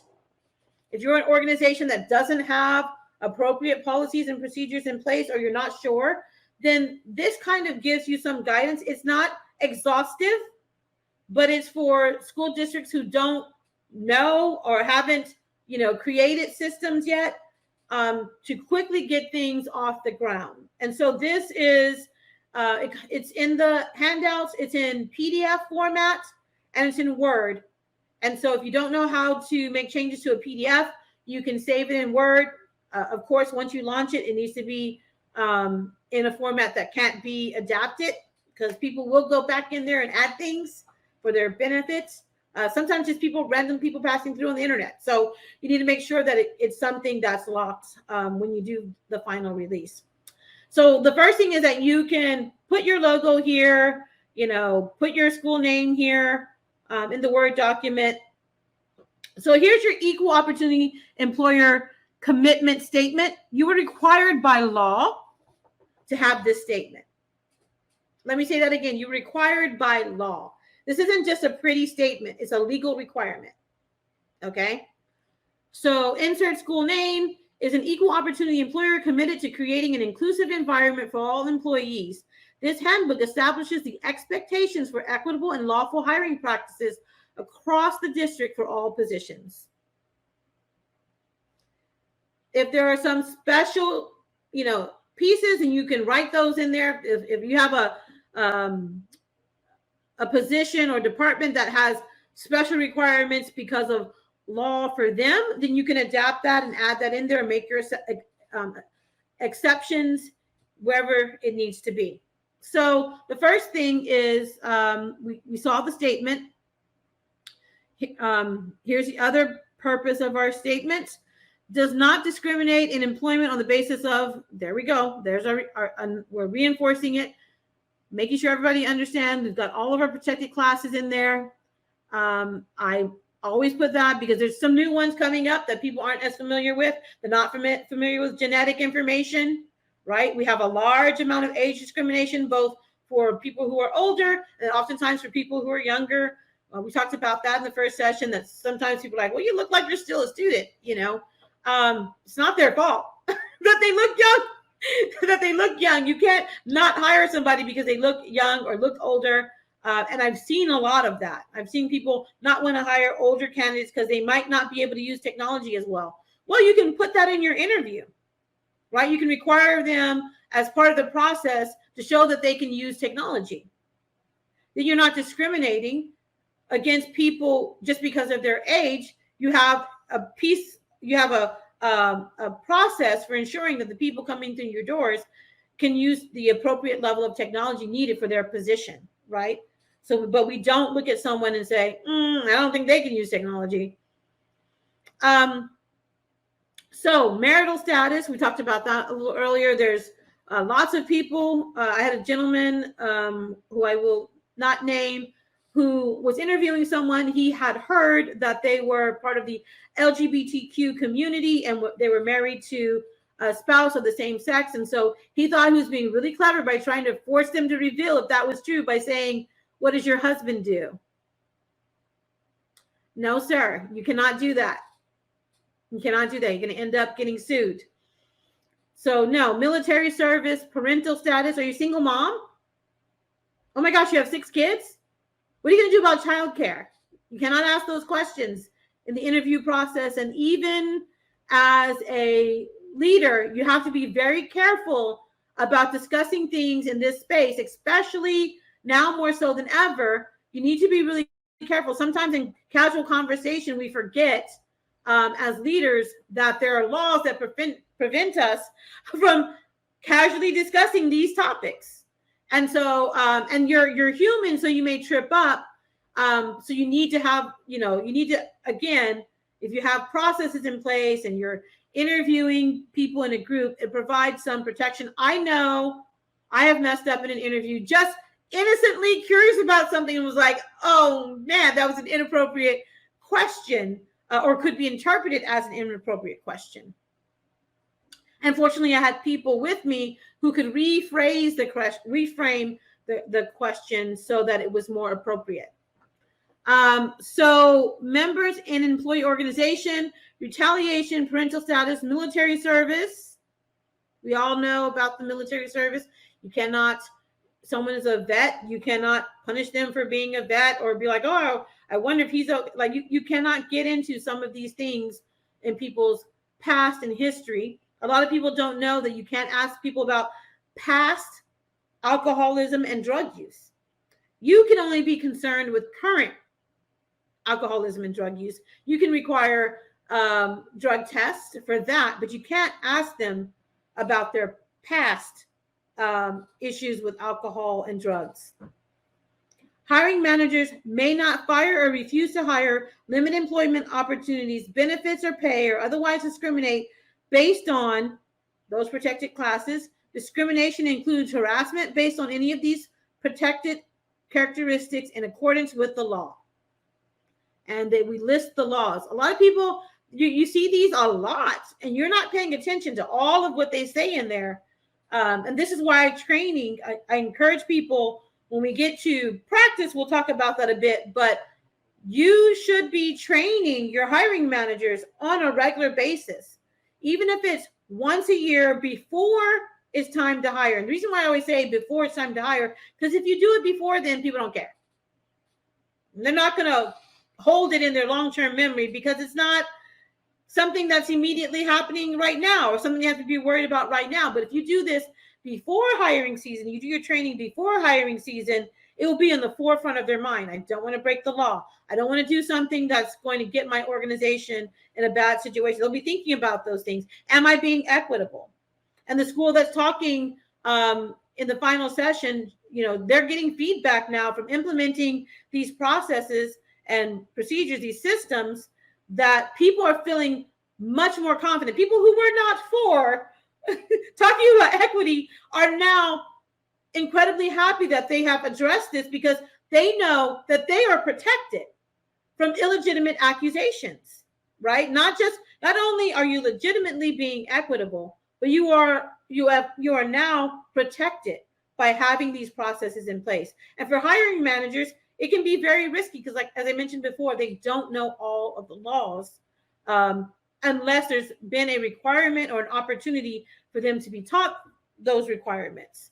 So we're creating that opportunity. So you can require it once a year, the training once a year. You can do it live and have someone come in, or you can do it virtually, or you can do it autonomous, have an autonomous system that you're using where people are going through that. I do like live better than autonomous oftentimes because people get to ask their real questions and talk about real issues that they faced or they're concerned about. So you need to have a way for them to ask questions if it's going to be autonomous, if there's going to be it's going to be self-paced. You need to have a way for them to ask those questions appropriately. Okay, so we go through the laws. The laws listed, the relevant laws are listed for our hiring managers to review. And this, when you have the handbook, you have it accessible for employees and hiring managers to find the required information they need to know to hire equitably. So your policies that you're creating are going to be in your handbook as you create them so that someone always knows where they're at. So I don't necessarily have to call a bunch of people to figure out what's required of me. I can look at the handbook, okay? So the purpose of this handbook, right? Policies, process, practices. I'll left out my procedures there, but policies, processes, procedures, and practices, and filling the job description with blank the school district. The handbook may be periodically reviewed and updated in accordance with federal and state laws. All hiring managers are responsible for following these policies, procedures, and practices to fill positions at such and such district, right? You're putting them on notice.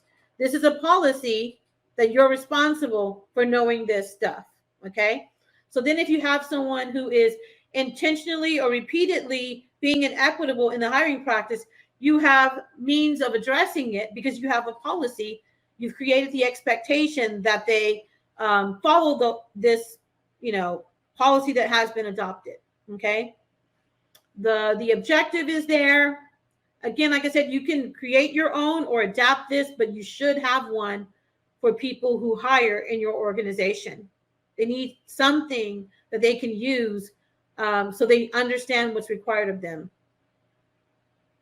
So it says, here's our hiring process and procedures. Hiring managers must conduct all aspects of the recruiting, interviewing, and hiring process in a fair and legal manner.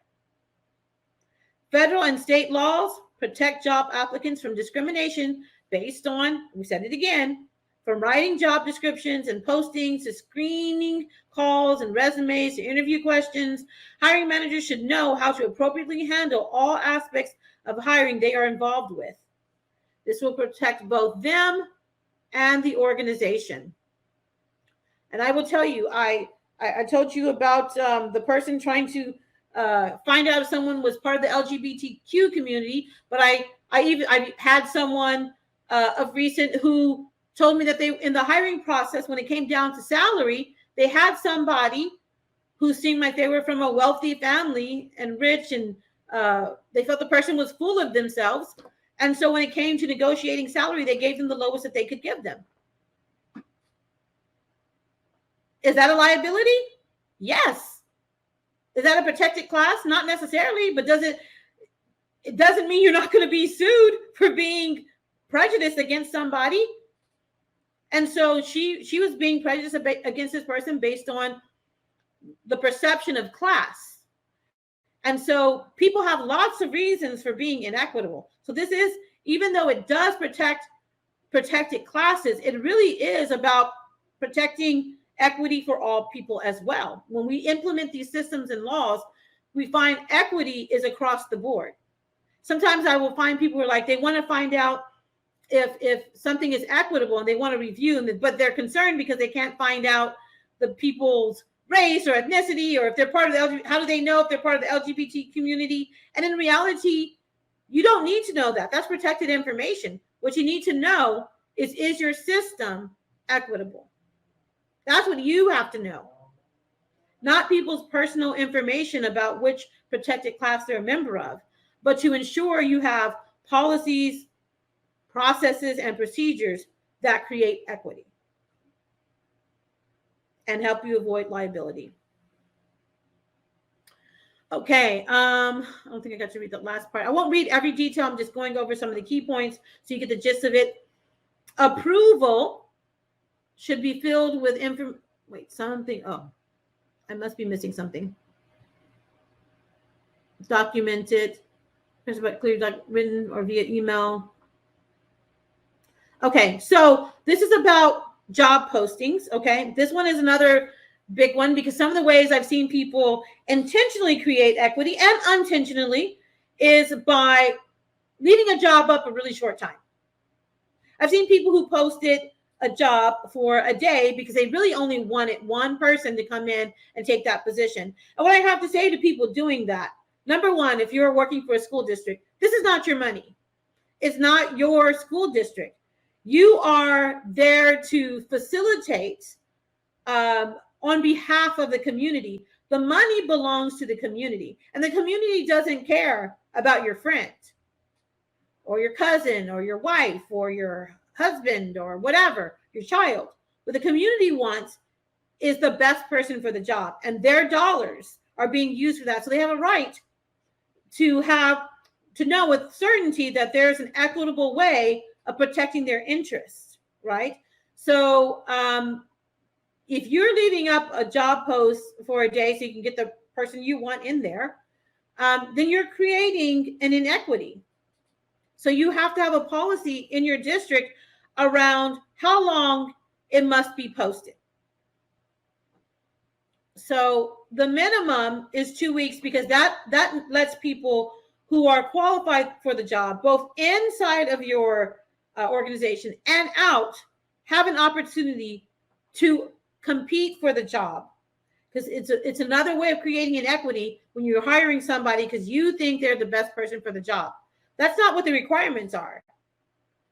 And the truth of the matter is you might think they're the best person for the job, but you don't know because you haven't given anyone else the opportunity to compete. If they're the best person for the job, then they will rise to the top through the interview and resume process. They don't need you to give them a cheat sheet to get into the door. They compete for the position and they win based on their ability to receive the highest ratings and all of that and do the best in the interview process, etc. So you should have a policy around job posting because that is a way, I guarantee you, if you do not, you have people in your organization who are using that as a way to get people they want into the door. It's a gap in your system.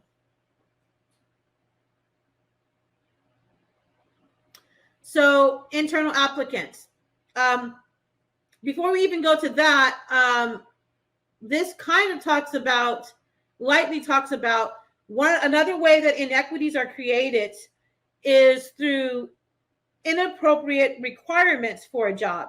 And there was a case many, many years ago where an organization specifically didn't want a group applying for a job. They were just not hiring them at the time. They went to court. Court said you can't do that. You know, if they're qualified, they have a right to apply and get into the job.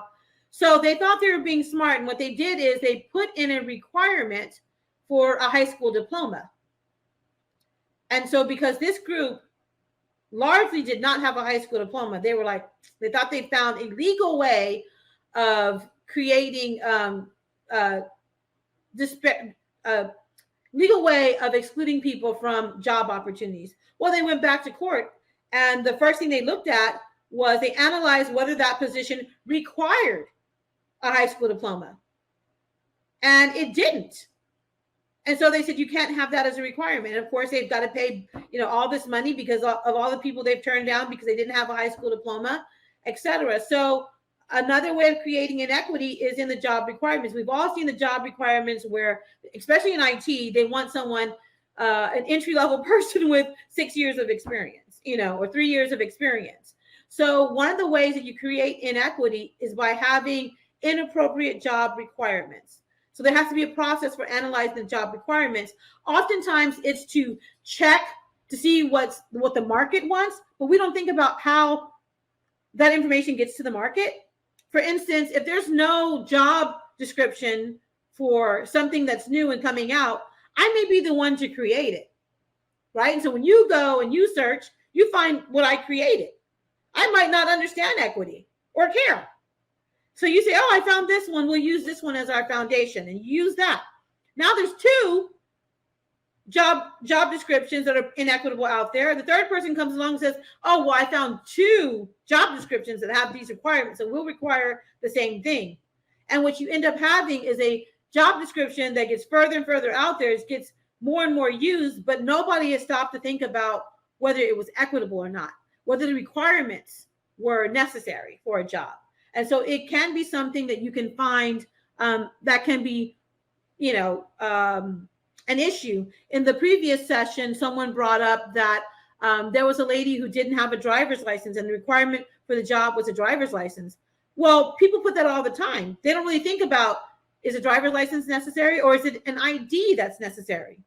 Well, they could have a potential case against them if that person goes and says, I'm being negatively impacted because I don't have a driver's license, and my group of people who are protected class tend not to have driver's license, and I can't get a job because of that. Well, then you might end up having to go to court or pay money out because you have a requirement that's not aligned to the needs of the job.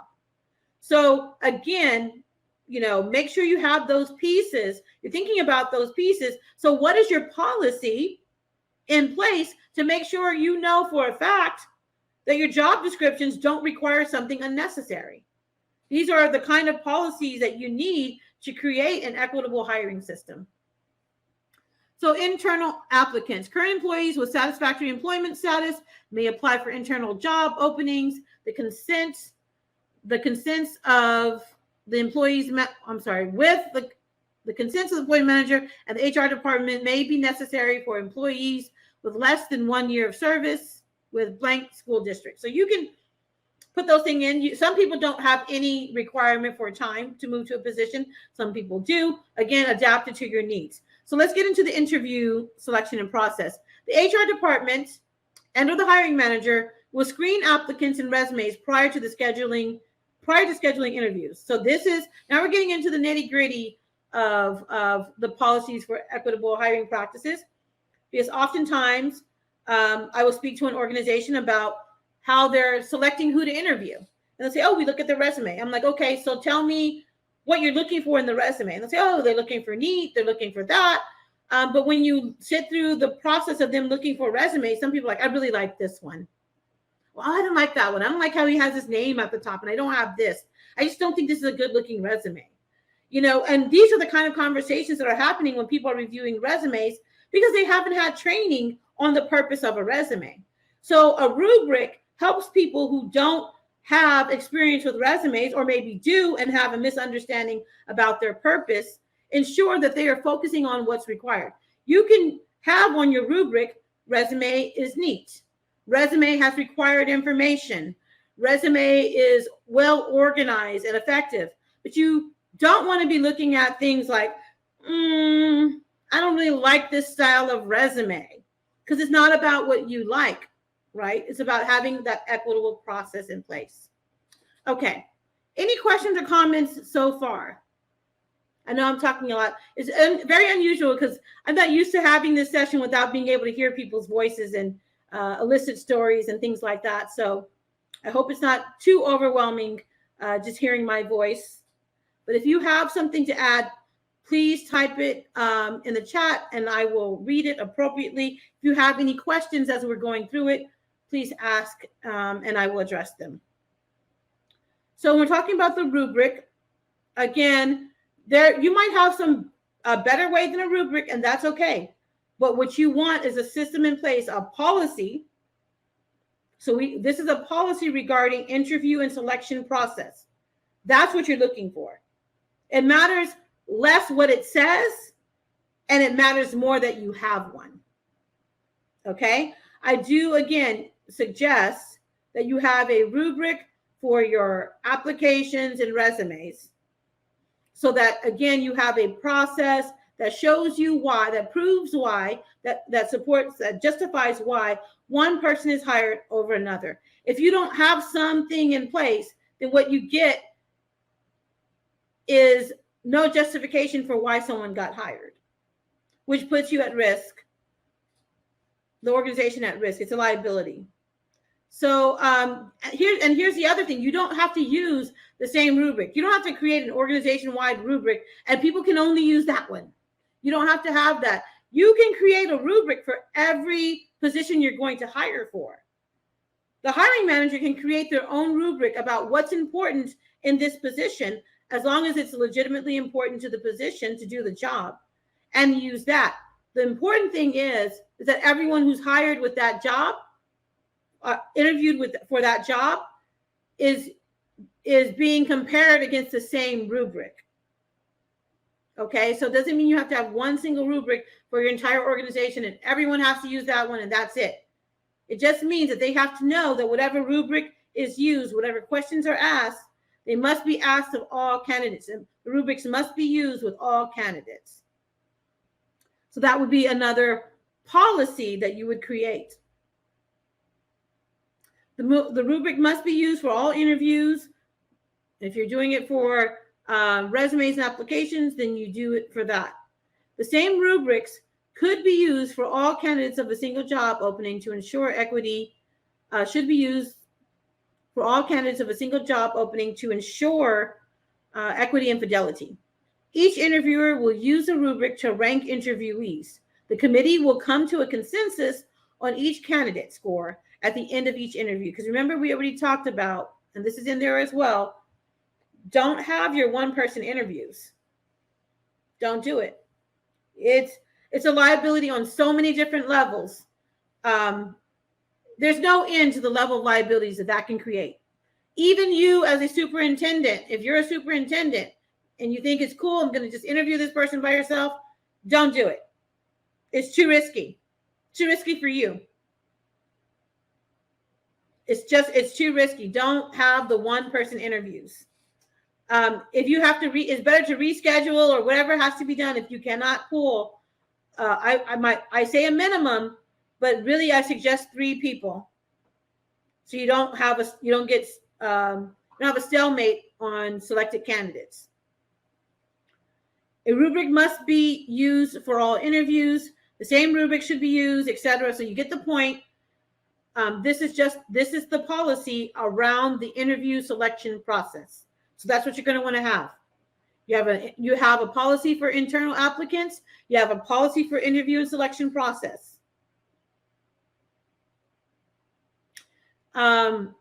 You have a policy for reference checks, right? Are they required or not? If they are, what happens? This says a minimum of 2. So you may have a district-wide policy that they have to have 2 professional references. You might have a district-wide policy that they have to have a minimum of 1. But what you don't want is me as a hiring manager in my department saying, I really feel better when there are 5 references, right? And so then in there, you have some people who had 1 because they were hired by the old manager, and then now the new people have to have 5. So again, creating that district-wide policy helps create equity. Job offers. Remember, so you have a policy on how the process of offering the job. You have the process. You have a policy for recording, records keeping. All of your documents from the hiring process are sent to this person or stored this way. It has to meet the legal requirements for PII, personally identifying information. I've been to places where applications and resumes are sitting in somebody's desk unlocked, which is a violation of the law when it comes to PII. With the person's social security number and all their personal identifying information for anyone to open the door and walk off with or copy. Well, you're breaking the law with that approach. So you have to have a policy on record keeping for applicants. People love to print out the online applications, but they don't talk about how they're going to destroy that information or store that information. They may leave it lying around and be a liability for the organization and for the person who's applying to your organization. It needs to be secure. There's a law about how secure it is. It's something like two-step process. I can't just unlock your one desk. It's got to be behind a locked door and then in a locked cabinet. So there's usually a two-step requirement for that. Make sure your hiring managers are aware of that information, because if they don't store PII appropriately, personally identifying information appropriately, there goes another risk and a liability. So this says training. You must have training. You must participate in the training as a hiring manager. That is a policy. Then we have our references. Now we're getting into rubrics. If you decide to adopt rubrics, again, you don't have to adopt that. You do need to adopt the process for interviewing and reviewing applications and resumes. So this one is for resumes. So it says cover letter and resume application packet, poor formatting, spelling errors, doesn't express enthusiasm for the position. So you can put what you need into a rubric, right? You can put whatever you need into a rubric. You just have to use that same rubric for everyone interviewing for that position. That would be a policy, right? Same rubric for all applicants. Customer service skills, oral impression, all those things are being reviewed against this rubric when you're looking at the cover letter and resume.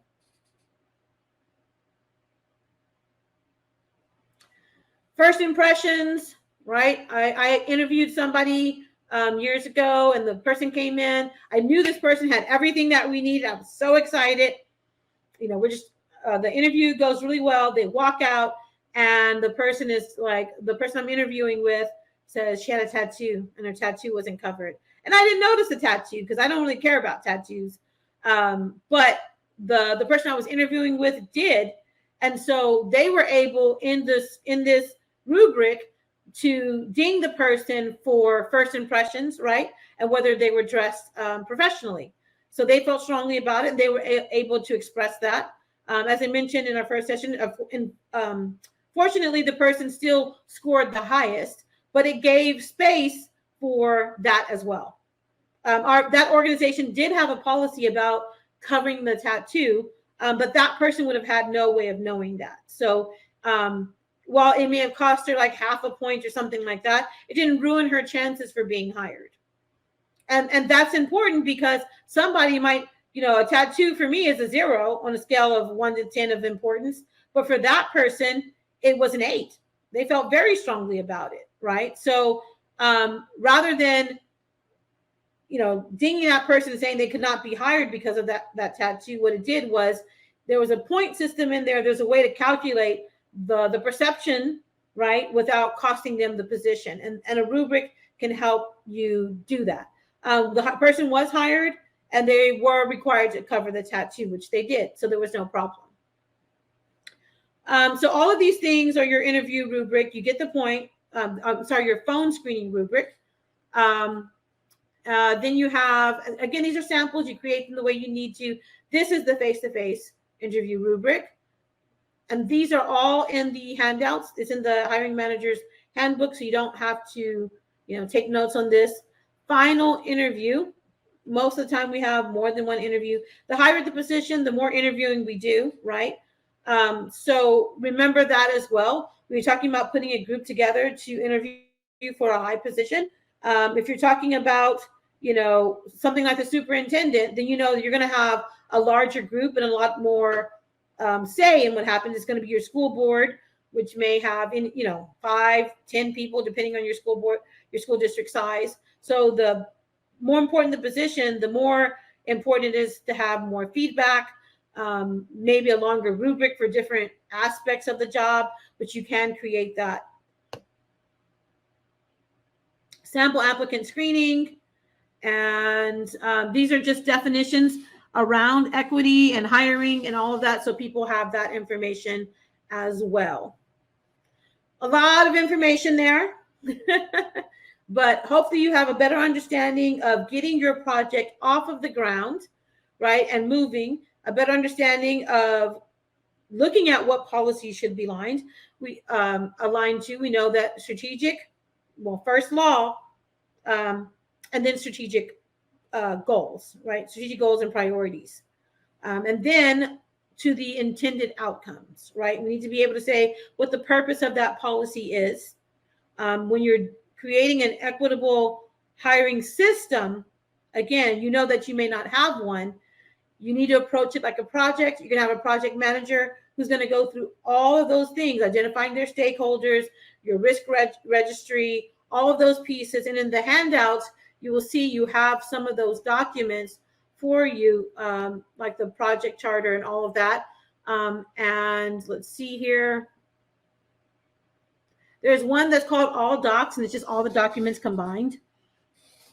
So you could just download the one if you don't want to have to go through it. It's not, there's no information on which page is what. I just pulled them all together so they could be uploaded as a single download. But this is the 5 Ps of DEI. So we talked about policy. The main purpose is what are the courses of principles of action your organization put in place to support DEI? Where's the proof? If you are trying to be equitable, then your policy should point to that. Then we have procedure, process, practice, and proof. Tomorrow is process and procedure and process, and as well as practice are the 2 sessions tomorrow. And then Friday we will have, Thursday, we'll have proof, and then we'll hear from the district who's been through this.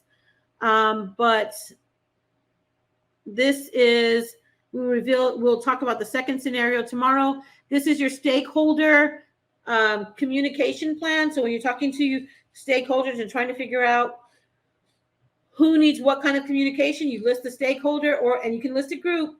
You put their power and their interests. Are they high influence and low interest there? Key interests and issues. What things do float their boat? What things are they concerned both about this initiative and in general? Because you never know when they may cross over, and you can go back and look at that. And so it's essentially helping you understand how to speak the language of each of your stakeholders, right? Every group speaks a different language, and you want to adapt your language to best communicate with those folks. The communication vehicle, is it going to be email? Is it going to be an infograph? Is it going to be file saved on a drive where they can review? How often are you going to communicate with them? And then any comments that come about, anything special. Some people say, oh, I hate email.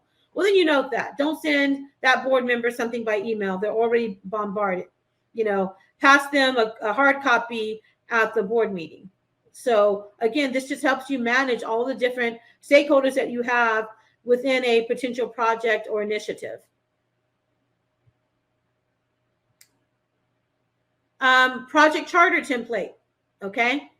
I just took these from what is it? Smartsheet.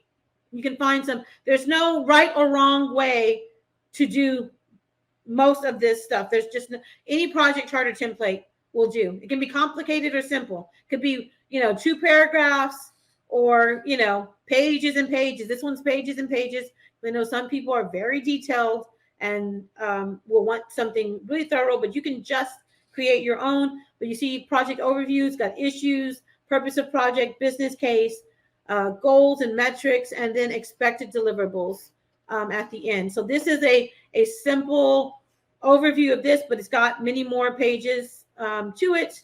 As you can see, we talk about within the scope, outside of scope, list those things up front. What's in the scope? What's out? That way people can go and look at your project chart and say, oh, that's not part of the scope. This isn't part of this project. If you can refer people to documents, it can really go well. They can educate themselves and then come back. Your conversations are more pointed, and it saves you time if you can point them to the resources to do their homework before detailed discussions. Okay, so that's an overview of that one. This one is a logic model, as we mentioned before. So one of the things that I really like about this particular one is the assumptions model. A lot of times when we're creating a policy, we have assumptions that we haven't fully investigated. And so when we're creating policies, and even when we're just creating an initiative, we want to think about what our assumptions are going in, right? So we may be making assumptions that aren't true, and we want to know what those things are ahead of time so that as we're getting information, we can address whether or not our assumptions were correct. We have inputs, strategies, and activities. You might have create stakeholder registry, identify a project manager, pull together the group. All of those things might be your create a communications plan. Your outputs, that's what's going out. Short-term outcomes, what do you expect it? Immediately, you might say, we will have all of our hiring managers in our district trained within the first 6 months on hiring policies and law, right? Intermediate might be, a year out, and say by then everyone will be, the entire system will be created, everything will be in place, that we need. And then long term might be we have the system is complete and we're auditing for it. Now we understand whether or not we're meeting those goals or not. Let me go back to the chat because I cannot see. Okay, another template that's a lot more simple, much simpler, right? So inputs, activities, outputs, this one's a lot clearer. So you might use something like that. Again, it's just a way to get your ideas out. Multiple ways. This is your risk registry. You're writing down your risk, the risk owner. That means, so if you have a risk like IT may collapse, if you put your folders in this file or something like that, then who's responsible for making sure that doesn't happen? It's going to be somebody in IT. You're going to, what triggers that risk? Too many people going into a folder, what category is it? Technology, etc. So you're going to write all of your potential risk before you roll out your initiative. And this is where you save that. And every time you come up with a risk, that you didn't anticipate, you go back and you write it in there. And this is, these are organizational assets so that every time in the future you want to roll out a project, you can pull these back out again for any project and see some of these things that might be risk factors for you in your new project as well. So this is organizational change management plan. This is if you don't like the project charter approach, this is just another option for planning. You will see it's very much, very similar to all the things that we've talked about, has most of the same things in there. So it's just a different methodology for implementing the same project. So this goes through all of those pieces. And let me go back to that one because I couldn't see what that one was. Stakeholder Registry template. Again, we're just listing our stakeholders here and keeping track of some of the information that we have on them. Remember to do versions of your stakeholder registry so that when you're adding new people or replacing new people, it's clear that it's not the same people who started. And if someone inherits a project, they can absolutely go back and say, oh, well, the members of the team or committee have changed 5 times. That's why we're not successful. So there's so everything is trackable essentially.